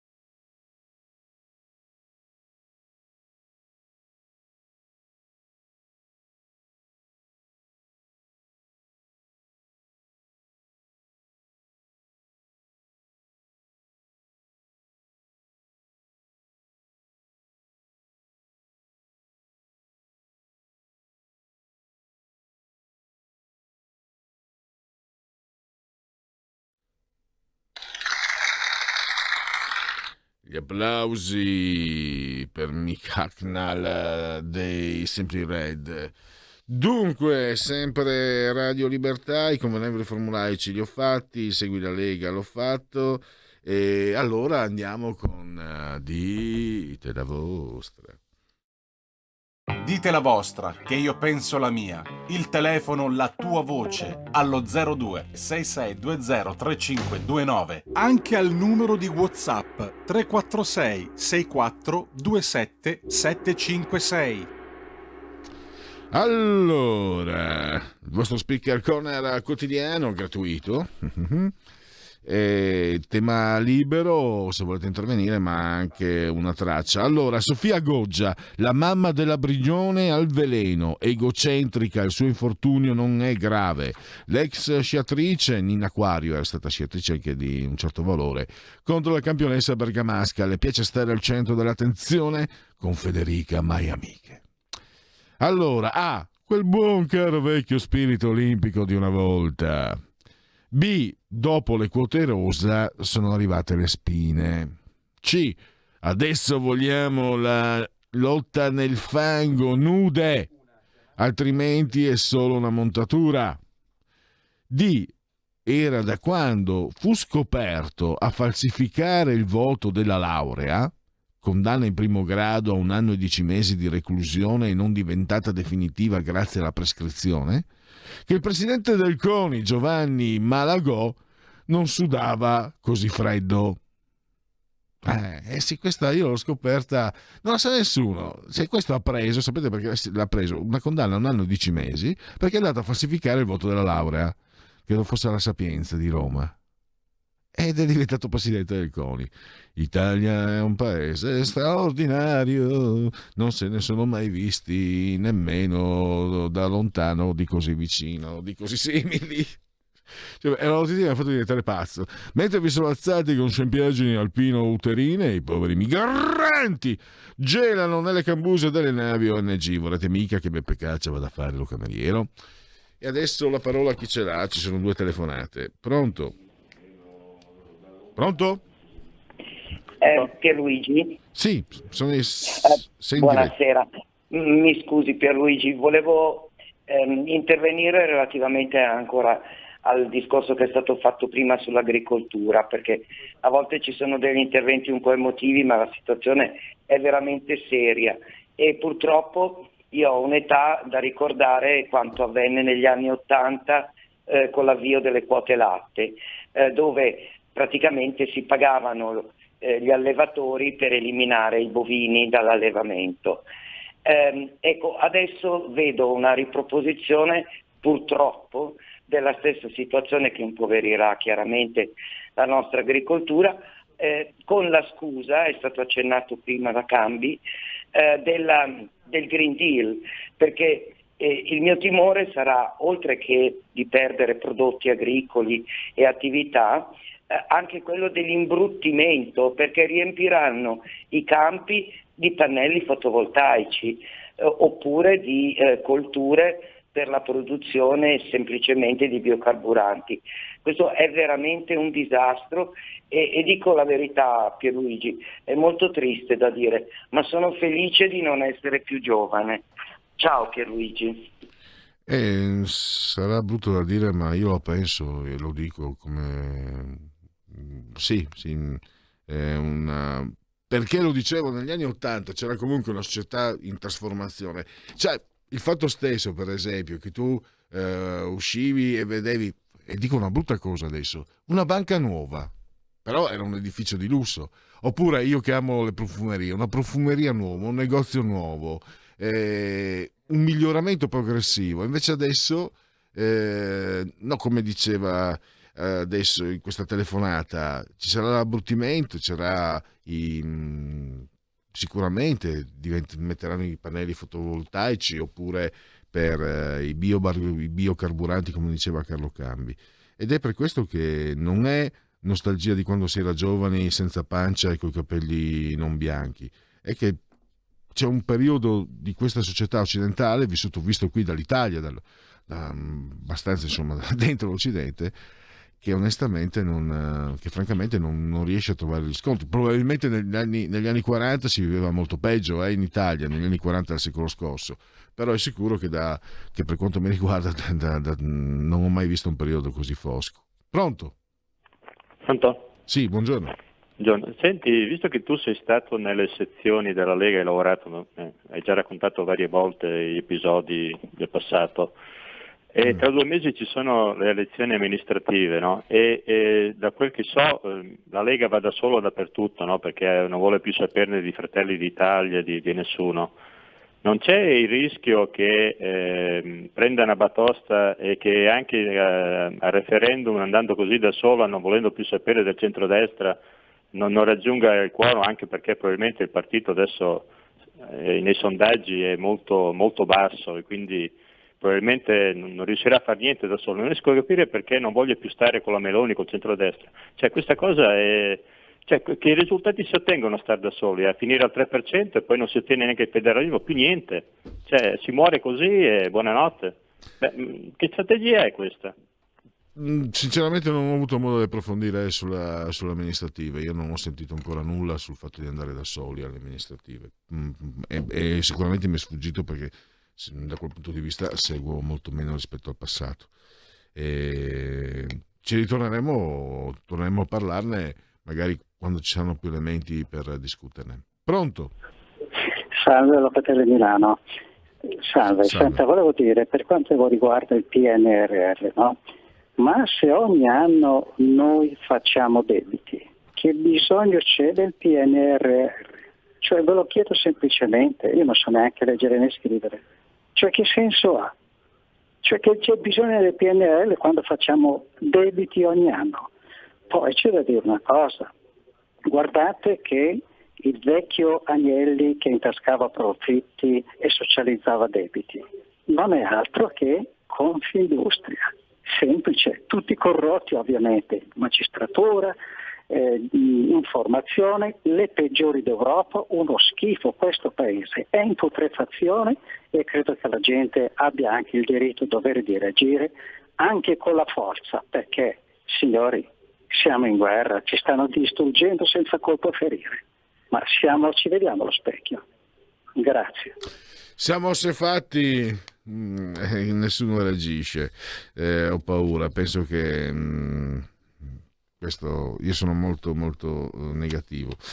E intanto apriamo una finestra perché poi più tardi ci sarà anche parola di scrittore, vi segnalo... c'è un'altra telefonata, pronto? Pronto? Sì, pronto? Sì, è in diretta, buongiorno. Volevo dire del PNRR, Zaia ha fatto un ottimo lavoro per i soldi che arrivano dall'Europa. L'unica regione italiana, dovreste chiedere a Zaia, a qualche consigliere regionale, che vi spiegasse come fanno a gestire i soldi che arrivano dall'Europa. Fatelo sapere agli italiani. Andate in regione e chiedete, vedrete lui vi spiega come si fa, l'unica regione italiana, che non vengano distorti i soldi dell'Europa, che se no dopo vengono sperperati. Chiedete, ma la radio vi serve qualcosa per far capire alla gente cosa sta succedendo in Italia, sì o no? Grazie. Certo, ha parlato il signore e l'ascoltatore e tutta la gente in Italia ha capito quello che sta succedendo. Vede che serve la radio, vede che serve. Allora, altro possibile titolo, visto che sei legato all'attuale, facciamo il punto. Vediamo Carlina, vediamo un po'. E poi sul traghetto, come altre volte, incendio fosse dovuto ai clandestini che salgono sul camion, come visto, pagando camionisti. Vediamo un po'. C'è una telefonata, pronto? Pronto? Sì, buongiorno. Luigi? Sì, ciao. Ciao, ascolta, Giampiero di Reinate, ci siamo sentiti diverse volte. Stavolta proprio una piccolissima particolarità. Mi dai il titolo della tua canzone di ingresso alla trasmissione alle 3 quando cominci? È un brano di un Miyake. È un brano di Yumi sì, Ake. ti faccio lo spelling. G di ahimè Juventus, U di Udine, N di Napoli. Udine, Di Napoli. Questo è il nome. Poi c'è la M di Milano, c'è la Y di oh mamma signora. Io avevo imparato l'alfabeto nato quando di York. No, non riesco a scriverlo, scusami. Non riesci a scriverlo? Ma cos'è, non hai la penna? Sì, ce l'ho adesso la penna, dai. Vabbè, via. Allora, da che lettera sei arrivato? Niente, ripartiamo da zero. Allora, scrivi la J di Juventus, la I di J di Juventus, sì. U di Udine. U di Udine. N di Novara. N di Novara. Poi il cognome comincia con la Y. No, scusami, ho sbagliato io adesso. Il cognome comincia con la M di Milano. Con la M di Milano. Adesso c'è la Y. Credo adesso ci sia una H di hotel. H di hotel. A di Alessandria. A di Alessandria. K di K. Sì. Sono là, poi? Allora, la K l'hai messa? La K? Sì, la K. Ok. E l'ultima lettera è la E di Empoli. Bravissimo. Yun Miyake. Sì. Oh signor. È giapponese. Ciao, ti ringrazio. Buon proseguimento. Ciao Pellegrini. E allora andiamo velocissimamente ai genetriaci unplugged, 28° giorno di piovoso, mese del calendario repubblicano. Alessandro Volta, l'ariano, ha scoperto anche il gas metano, non solo la pila. Enrico Höpli, elvetico, naturalizzato milanese, grandissimo, forse una delle più belle librerie del mondo, quella che c'è qui a Milano della Höpli. Jack Palahniuk, in arte Jack Palance, vinse un Oscar per il ruolo di Io scappo dalla città, la vita, l'amore e le vacche, 3 nomination. Il TG2 di Mario Pastore, da Novara, era novarese. Milos Forman, qualcuno volò sul nido del cuculo, è un film che Giulio Cesare Carnelli e io apprezziamo moltissimo, un film bellissimo davvero. Anche Amadeus era molto bello. Comunque Milos Forman, 3 nomination, 2 Oscar. New York, ha detto, è probabilmente l'unica città al mondo migliore in realtà che in fotografia. Io vi consiglio caldamente di leggere Retablo, autore Vincenzo Consolo. Era quello scrittore siciliano che abitava a Milano, quando vinse la Lega nel 93 disse che sarebbe andato via, poi invece è rimasto, ha fatto bene. Rosalia, Rosalieta, Rosa che ha inebriato, Rosa che ha confuso, Rosa che ha sventato, Rosa che ha roso, il mio cervello si è mangiato. Straordinario.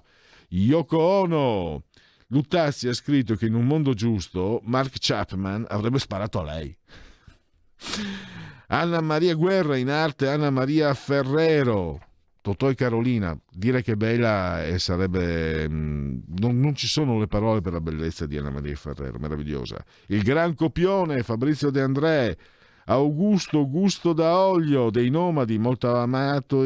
Allora, erano molto amati dal pubblico di Radio Padania, penso che siano molto amati i Nomadi anche dal pubblico di Radio Libertà. La meravigliosa, affascinante Sybil Shepherd, Moonlighting, anche ultimo spettacolo.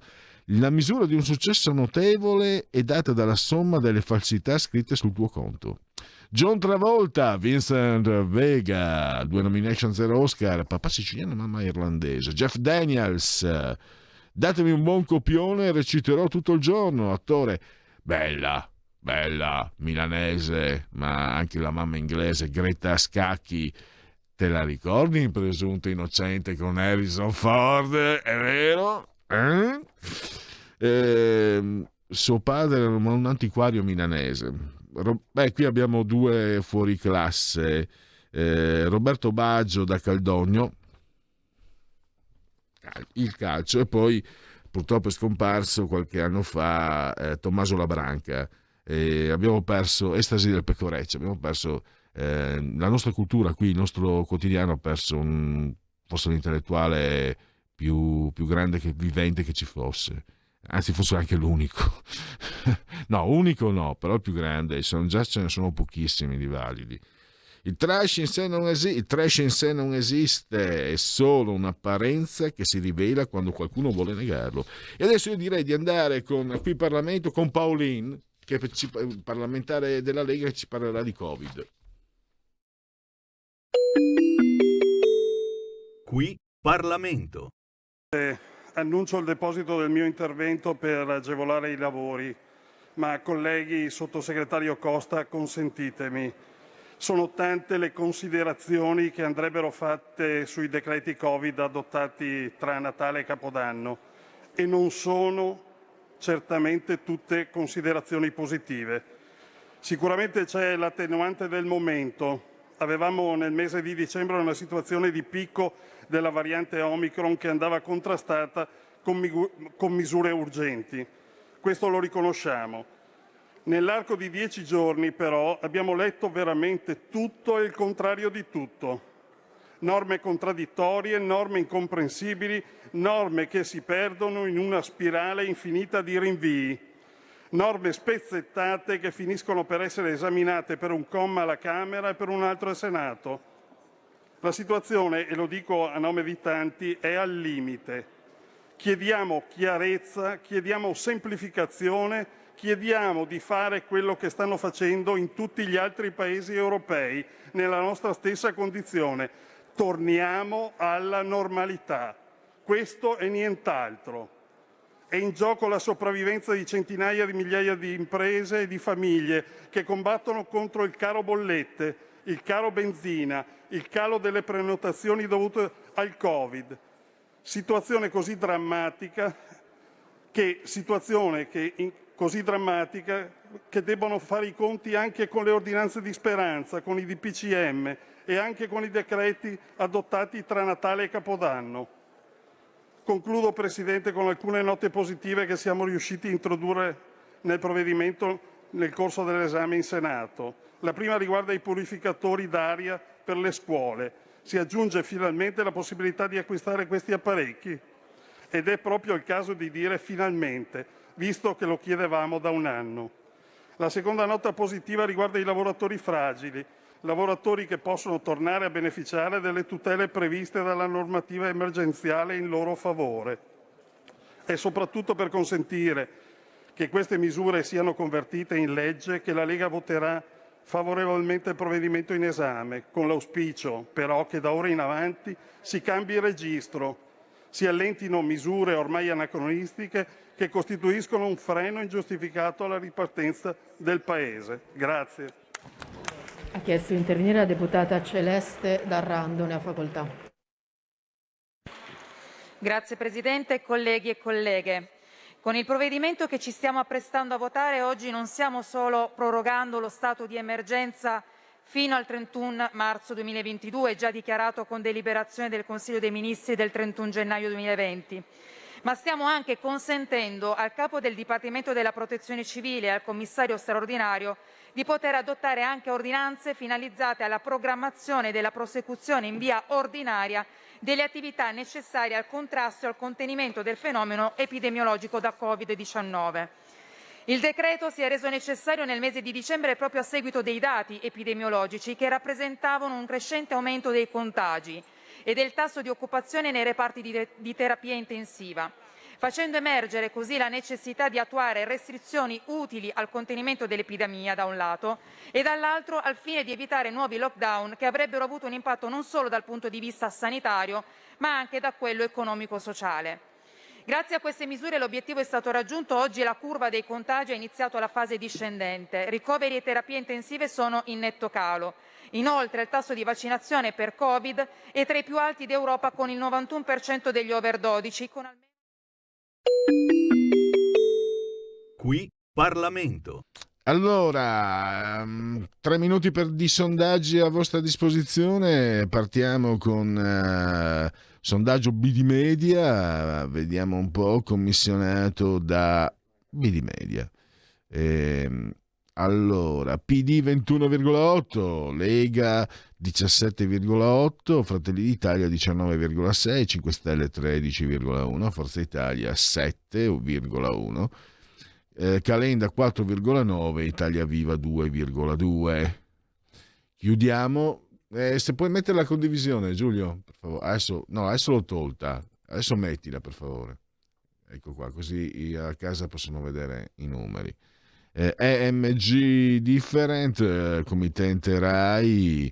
Allora, i cittadini over 50 da questa settimana devono possedere il Green Pass per lavorare. Lei è d'accordo? Sì, 66. Ci parlavo con Luca, vedi Luca che però 2/3 dei cittadini non la pensano come noi. 2/3, quindi siamo in minoranza. 29 pensano che non sia giusto. A 30 anni dall'inizio lei considera Mani Pulite un'operazione che ha fatto bene al paese, 45%, un'operazione che ha fatto male al paese, 21%, non risponde il 34%. Chiudiamo condivisione. Perfetto, e apriamo condivisione. Altro sondaggio, Euromedia, committente porta a porta, PD 21,2, Fratelli d'Italia 21, Lega 16,9, 5 Stelle 13,7, Forza Italia 8,5, Calenda 4,8 e Renzi 2,2, 2,3 Italia Viva. Poi alle prossime elezioni politiche il centrodestra si presenterà unito, secondo lei sì 44,1, no 31,8, non sa il 24. Lei crede che il centrosinistra si presenterà unito con il 5 Stelle? Sì, il 40,1%, no il 36%, non risponde il 23%. Le prossime elezioni il leader del Movimento 5 Stelle sarà Giuseppe Conte? Sì, 43,3%, no 30,1%, non sa il 26,6%. Dopo le truffe sul super bonus, il governo ha introdotto delle limitazioni per cercare di contrastarle. L'agevolazione fiscale per interventi di strutturazione, eccetera. Condivido l'introduzione di questa limitazione 67,9, no 14,6, non sa 17,5. Le concessioni balneari devono essere riviste? Sì, vanno riviste per il 66,9%, no per il 14,1%, 19 non risponde. Il Super Green Pass lo condivide il 62,8%, no il 28,4%. La cancellazione di ogni forma di socializzazione per i ragazzi provocata dalle restrizioni nelle scuole, condivisa sì 24,1 a causa appunto della situazione, sì 15,2 per evitare le tensioni, sì a causa della DAD 15.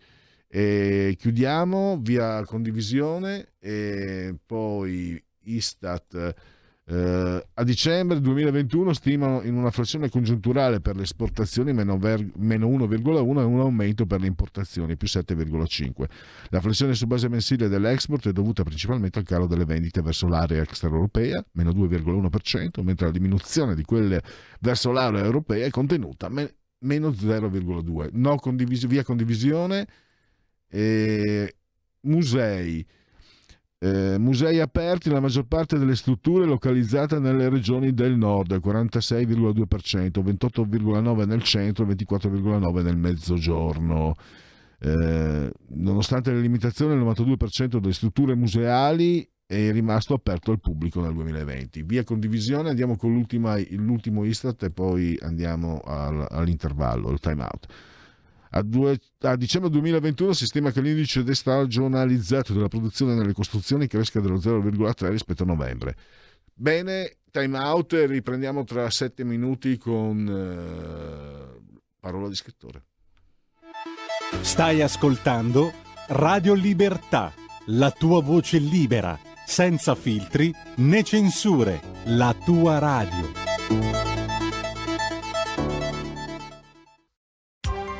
Coming Soon Radio, quotidiano di informazione cinematografica. Gli occhi di Tammy Faye. Tammy Faye, che hai fatto? Ciao mamma, lui è Jim Baker, mio marito. Con Jessica Chastain ed Andrew Garfield. Jim predicherà e io canterò. Servire Dio non dovrebbe essere un'opportunità per fare soldi. Non stiamo facendo niente di male però. Gli occhi di Tammy Faye, al cinema. Enigmi, azione e avventura. Sogno questa roba da quando ero bambino. La caccia al tesoro ha inizio. con Tom Holland, Mark Wahlberg e Antonio Banderas. Al vincitore il bottino. Uncharted, dal 17 febbraio, solo al cinema. Assassinio sul Nilo. Vi presento Hercule Poirot, è il più grande detective vivente. A febbraio. Ho investigato su molti crimini, ma questo ha sconvolto la mia anima. L'assassinio è solo l'inizio. Quando hai molti soldi, nessuno ti è mai veramente amico. Assassinio sul Nilo, dal 10 febbraio al cinema. Se vuoi avere qualcosa di diverso, devi fare qualcosa di diverso. A San Valentino l'amore arriverà a tempo di musica. Io sposerò te. Jennifer Lawrence, Owen Wilson e Maluma. Chiamami se ti senti sola. Mi sento sola. Marry Me, sposami, dal 10 febbraio al cinema. Il tuo film di San Valentino.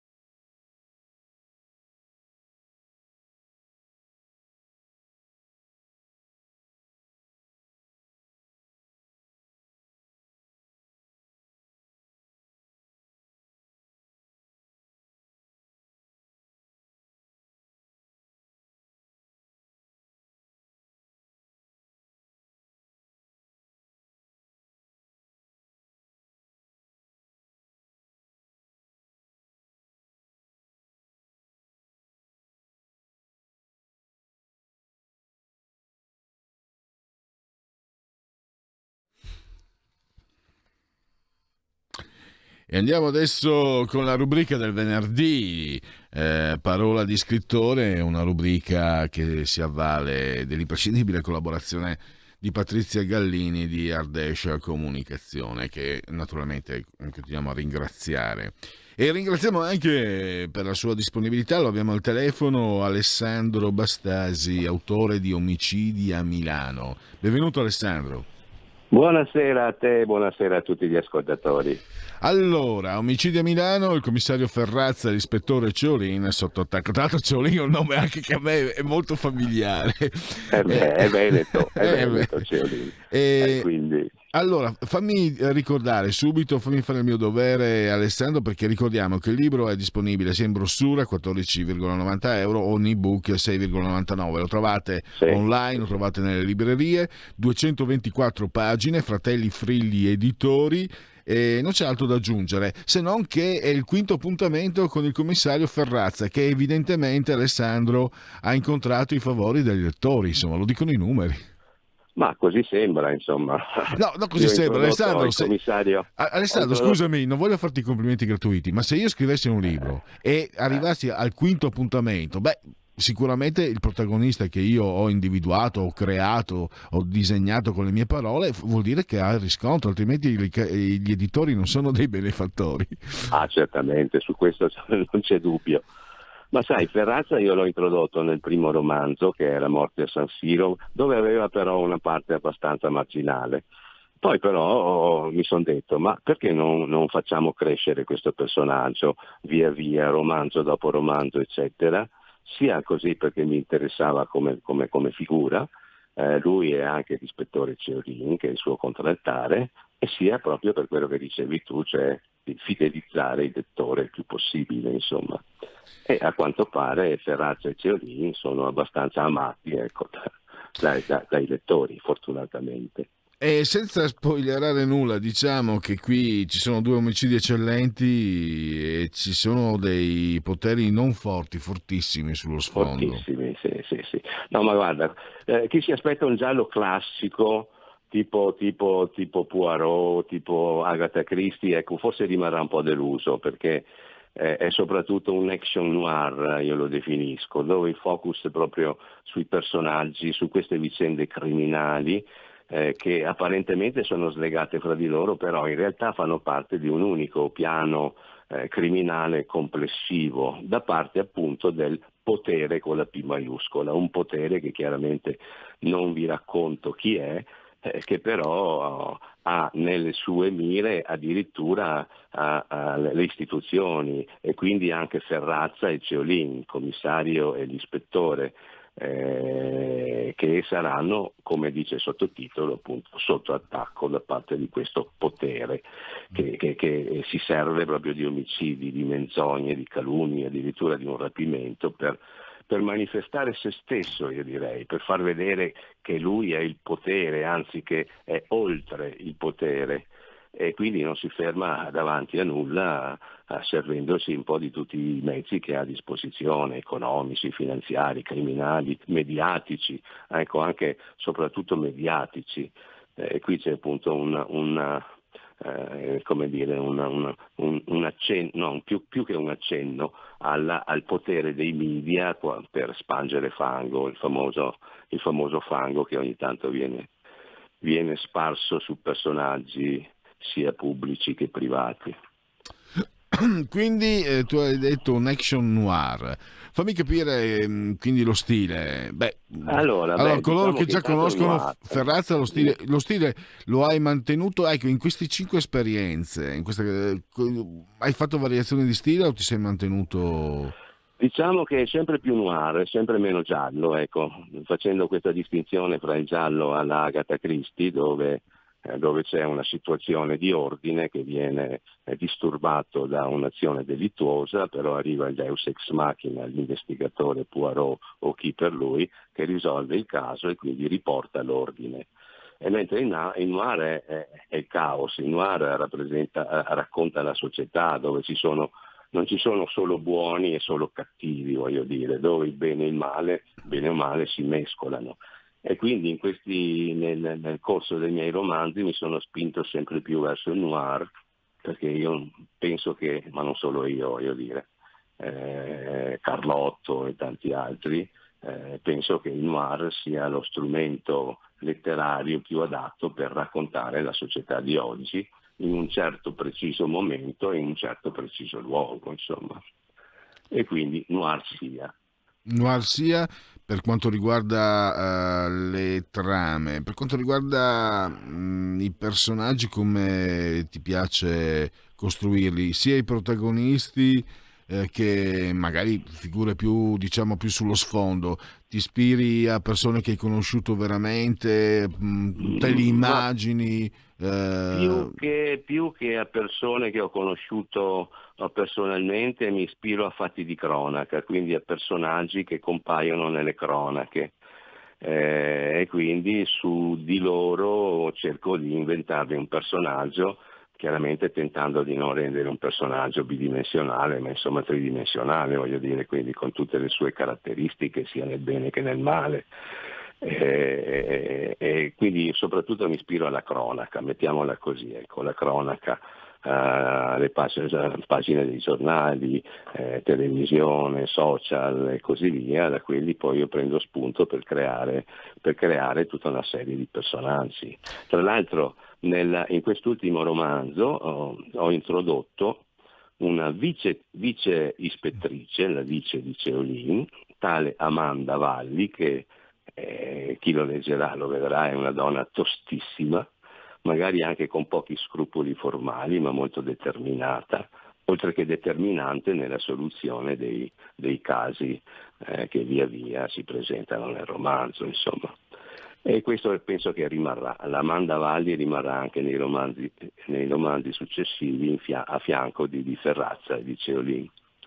Ecco, per queste due figure Ceolin è un cognome Demotosi, poi il soprannome Demotosi, si rifà anche dimmi.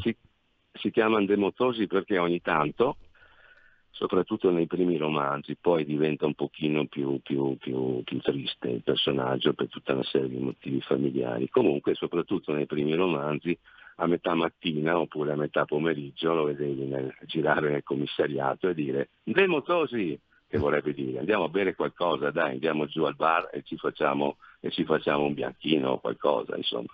Sono ritaggi del mio essere veneto di origine. Ecco, Ceolin, un pochino forse sei tu nel libro? Possiamo dirlo? Ecco, diciamo che mi ispiro abbastanza a me quando parlo di Ceolin, sì, effettivamente è vero. Poi c'è un altro personaggio che mi assomiglia abbastanza, che è il Barbieri, Guido Barbieri, che è il padre di Laura, che è una donna che lavora in televisione ed è la compagna del commissario Ferrazza. Quindi c'è tutto un giro anche di personaggi, ecco, che in qualche modo credo, da quel che ho capito, uno dei motivi del successo del tuo personaggio, dei tuoi romanzi, allora lo stile noir che è molto forte e molto attrattivo, ma mi sembra di aver capito che hai anche costruito una loro vita privata, no? Visto che il commissario è papà di una bambina di 3 mesi, Ceolin purtroppo ha avuto un lutto, quindi è un modo anche di costruire familiarità con il lettore, no? Credo. Sì, anche per questo, ma anche proprio per creare dei personaggi che siano riconoscibili, nel senso che non è solo quello che risolve il caso, ma ha tutto un suo retroterra anche personale, oltre che professionale, e che via via durante i romanzi vengono sviluppati, sono delle facce dei personaggi che cerco di sviluppare via via che scrivo questi romanzi, insomma, no? E quindi in modo tale che poi alla fine, quando non avrò più voglia di raccontare la vita di Ferrazza e di Ceolin, però perlomeno avrò costruito un personaggio che si è evoluto e quindi con tutte le sue caratteristiche personali, bene, male, eccetera, insomma. Quindi l'obiettivo anche della serialità è proprio questo, no? È quello di far crescere un personaggio nel corso dei romanzi che scrivo. E Alessandro Bastasi, trevigiano, che è emigrato a Milano, laureato in fisica. Come comincia? No, dimmi. No, dimmi se ho detto qualcosa. Sei laureato in fisica? O avevo letto? Sì, sono laureato in fisica. E sei a Milano da parecchi anni? Dal 76, guarda, io sono del 49, quindi sono un vecchietto sostanzialmente, perché ho 72 anni e sono arrivato a Milano nel 76, quindi ecco, mi interessa come sei arrivato a esercitare il mestiere di scrittore? Come hai iniziato? Ho iniziato, guarda, a parte che io ho sempre scritto un po' di racconti perché mi piccavo di fare il letterato, sto scherzando. Però io ho avuto un'esperienza in Russia perché ero consulente della CEE all'epoca e quindi ho fatto 3 anni in Russia, che poi sono stati 3 anni molto importanti perché sono quelli della caduta dell'URSS, dell'inizio della Russia di Yeltsin. Sono andato nel 90 e sono tornato a casa alla fine del 93 sostanzialmente. E durante questo periodo io raccoglievo tutta una serie di appunti perché dicevo magari scriverò un saggio oppure degli articoli, cose del genere, però poi non ho fatto niente di tutto questo. Però gli appunti sono rimasti, un bel pacco di fogli, e a un certo punto ho detto ma perché non raccontare quello che è successo in Russia in quel periodo sotto forma di romanzo, e ci ho provato e ho scritto un romanzo che si intitola La fossa comune. E ha avuto così l'ho pubblicato con un piccolo editore, però ha avuto una sua nicchia di lettori che lo hanno apprezzato, e a quel punto mi sono detto perché non andare avanti, e quindi ho cominciato a scrivere un paio di romanzi ambientati a Treviso, sempre sul giallo noir.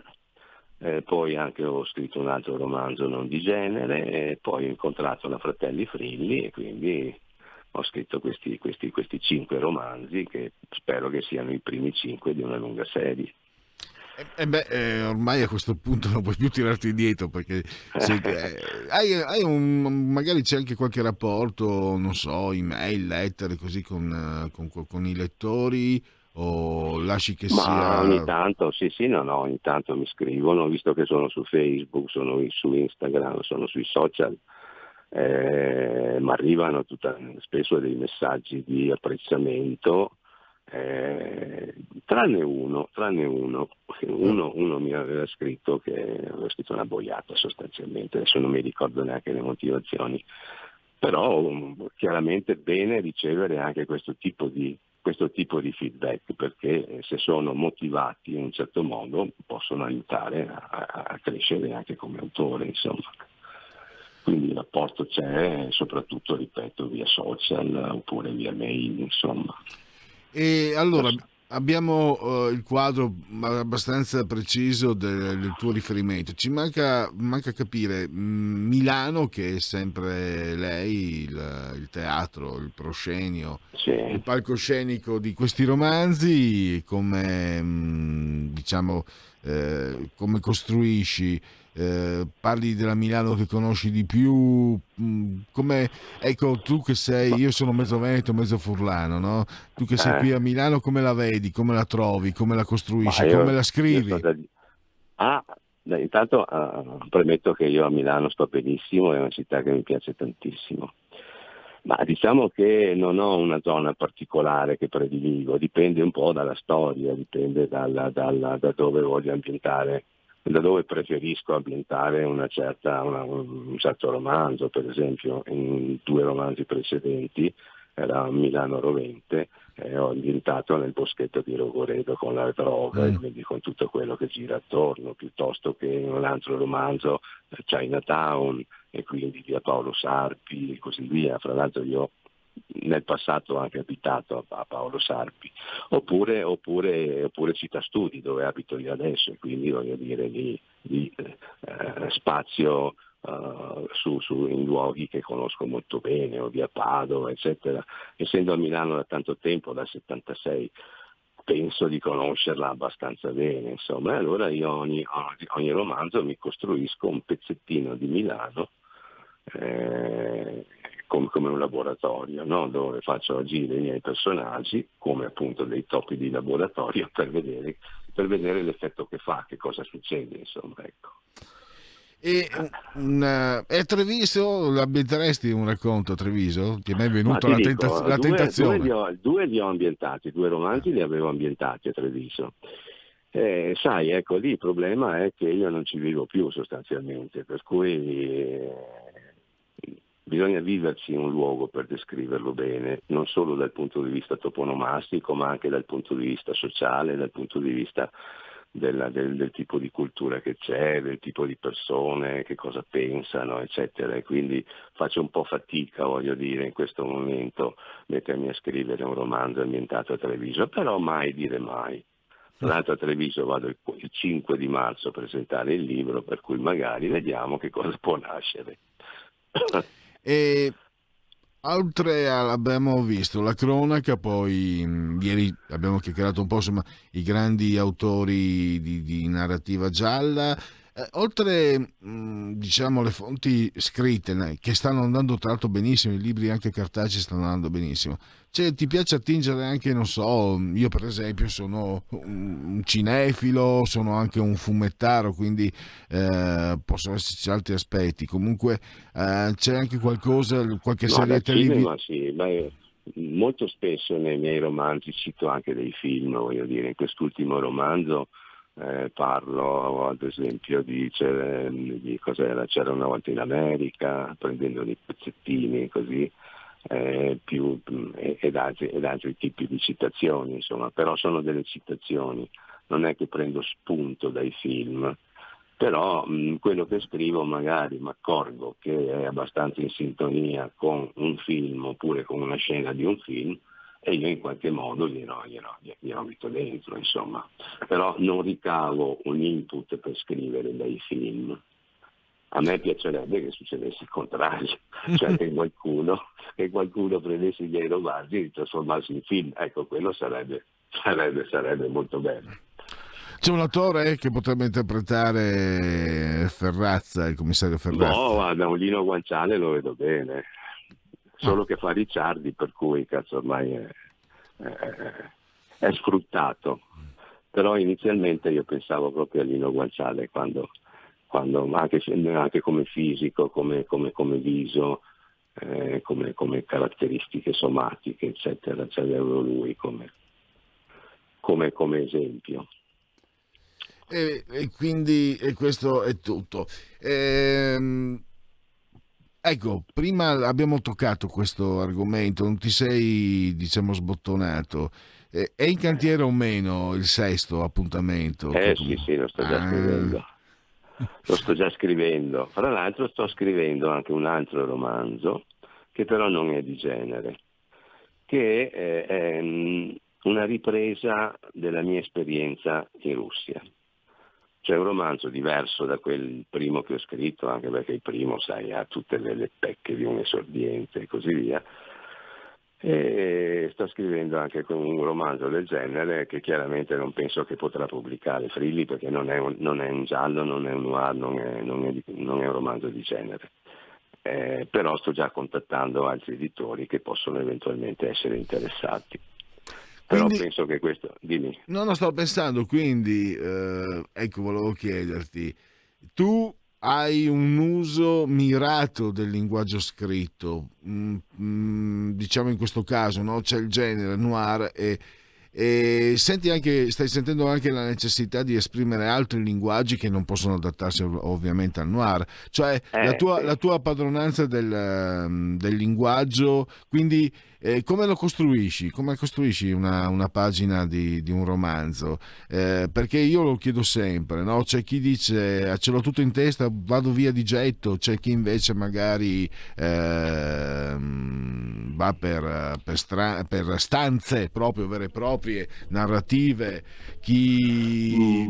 Tu come fai a... Ma io parto da un'idea che mi viene, no? Di cosa voglio parlare in questo romanzo? Parlo dei noir. Questa volta volevo parlare del potere al di là del potere istituzionale, eccetera, no? Quindi potere criminale, mettiamolo in questi termini, anche se non parlo di criminalità organizzata classica. E allora a quel punto io comincio a pensare a una trama, ma non ho tutto chiaro all'inizio, però comincio a prendere degli appunti, vado a vedere delle notizie di cronaca che sono un po' attinenti a quello che voglio trattare io, catturo dei personaggi, delle situazioni, eccetera, e poi cerco di trasformarli in una trama. Non so esattamente tutto quando comincio a scrivere, ho solo tutta una serie di appunti. E poi via via i personaggi stessi mi suggeriscono che strada prendere. Per esempio parlavo della vice ispettrice Amanda Vagli, inizialmente l'avevo inserita solo perché avevo bisogno di un'esperta di informatica e quindi ho detto prendiamone una che viene dalla polizia postale e così via. Poi però il personaggio mi è piaciuto. E allora l'ho sviluppato strada facendo, quindi il personaggio stesso mi ha suggerito tutta una serie di caratteristiche di questa donna per farla diventare non soltanto l'esperto informatico, ma un personaggio vero e proprio, a tutto tondo, insomma. E quindi questo mi succede praticamente sempre, no? Diciamo che io so l'inizio, il tema che voglio trattare, un po' di personaggi, e so chi è l'assassino, quello lo so sempre. e poi in mezzo succeda quel che succeda, voglio dire, mi metto al computer, magari mi vengono delle idee mentre scrivo e magari bestemmio perché devo tornare indietro, cancellare delle cose che avevo scritto che però non sono in sintonia con quello che sto scrivendo adesso, quindi magari faccio un po' di paciughi, però alla fine poi lo rivedo 2 o 3 volte il romanzo e poi lo do all'editor della casa editrice quando ormai è già a posto, insomma. Infatti di solito le correzioni dell'editor sono abbastanza minime, ecco. In genere quanto tempo impieghi per portare fra tutto un anno, fra prendere la documentazione, informarmi, prendere documentazione, documentarmi, scrivere gli appunti, pensare, buttar giù. Diciamo che per scrivere il romanzo in prima stesura, tutto sommato, ci metto 3 mesi. In 3 mesi lo butto giù, però poi ce ne sono altri 3 per rivederlo bene, insomma, ecco. Quindi un anno. E per il momento chiudiamo. Abbiamo già capito che sentiremo di nuovo Alessandro Bastasi per il 6º appuntamento col commissario Ferrazzi. Intanto vi ricordo omicidi a Milano, il commissario Ferrazza e l'ispettore Ciolin sotto attacco. Collana Super Noir, Fratelli Frilli Editori. Saluto l'autore Alessandro Bastasi e a risentirci allora. Io saluto te e gli ascoltatori e grazie di tutto. Bene, siamo in chiusura, togliamo la condivisione, Giulione, e allora c'è qualche notizia. CDM, bollette super bonus per l'energia 5,8 miliardi, è stato deciso in Consiglio dei Ministri, recita l'ANSA. Siamo in conclusione, io vi ricordo, restiamo Parola di Scrittore, l'abbiamo avuta ospite poco tempo fa, sempre Fratelli Frilli. Oggi potete incontrare alle 18:30 alla Feltrinelli in piazza Piemonte qui a Milano Michela Bellini e il suo libro Il passato dietro l'angolo, Milano, una storia nera tra incubo e paura. Quindi 18:30 la Feltrinelli se siete nei paraggi. Ringrazio e saluto il grande Giulio Cesare Carnelli sulla tolla di comando in regia tecnica e naturalmente un ringraziamento anche a tutti voi che avete scelto Radio Libertà e come sempre buoni fix Cen Cen a tutti.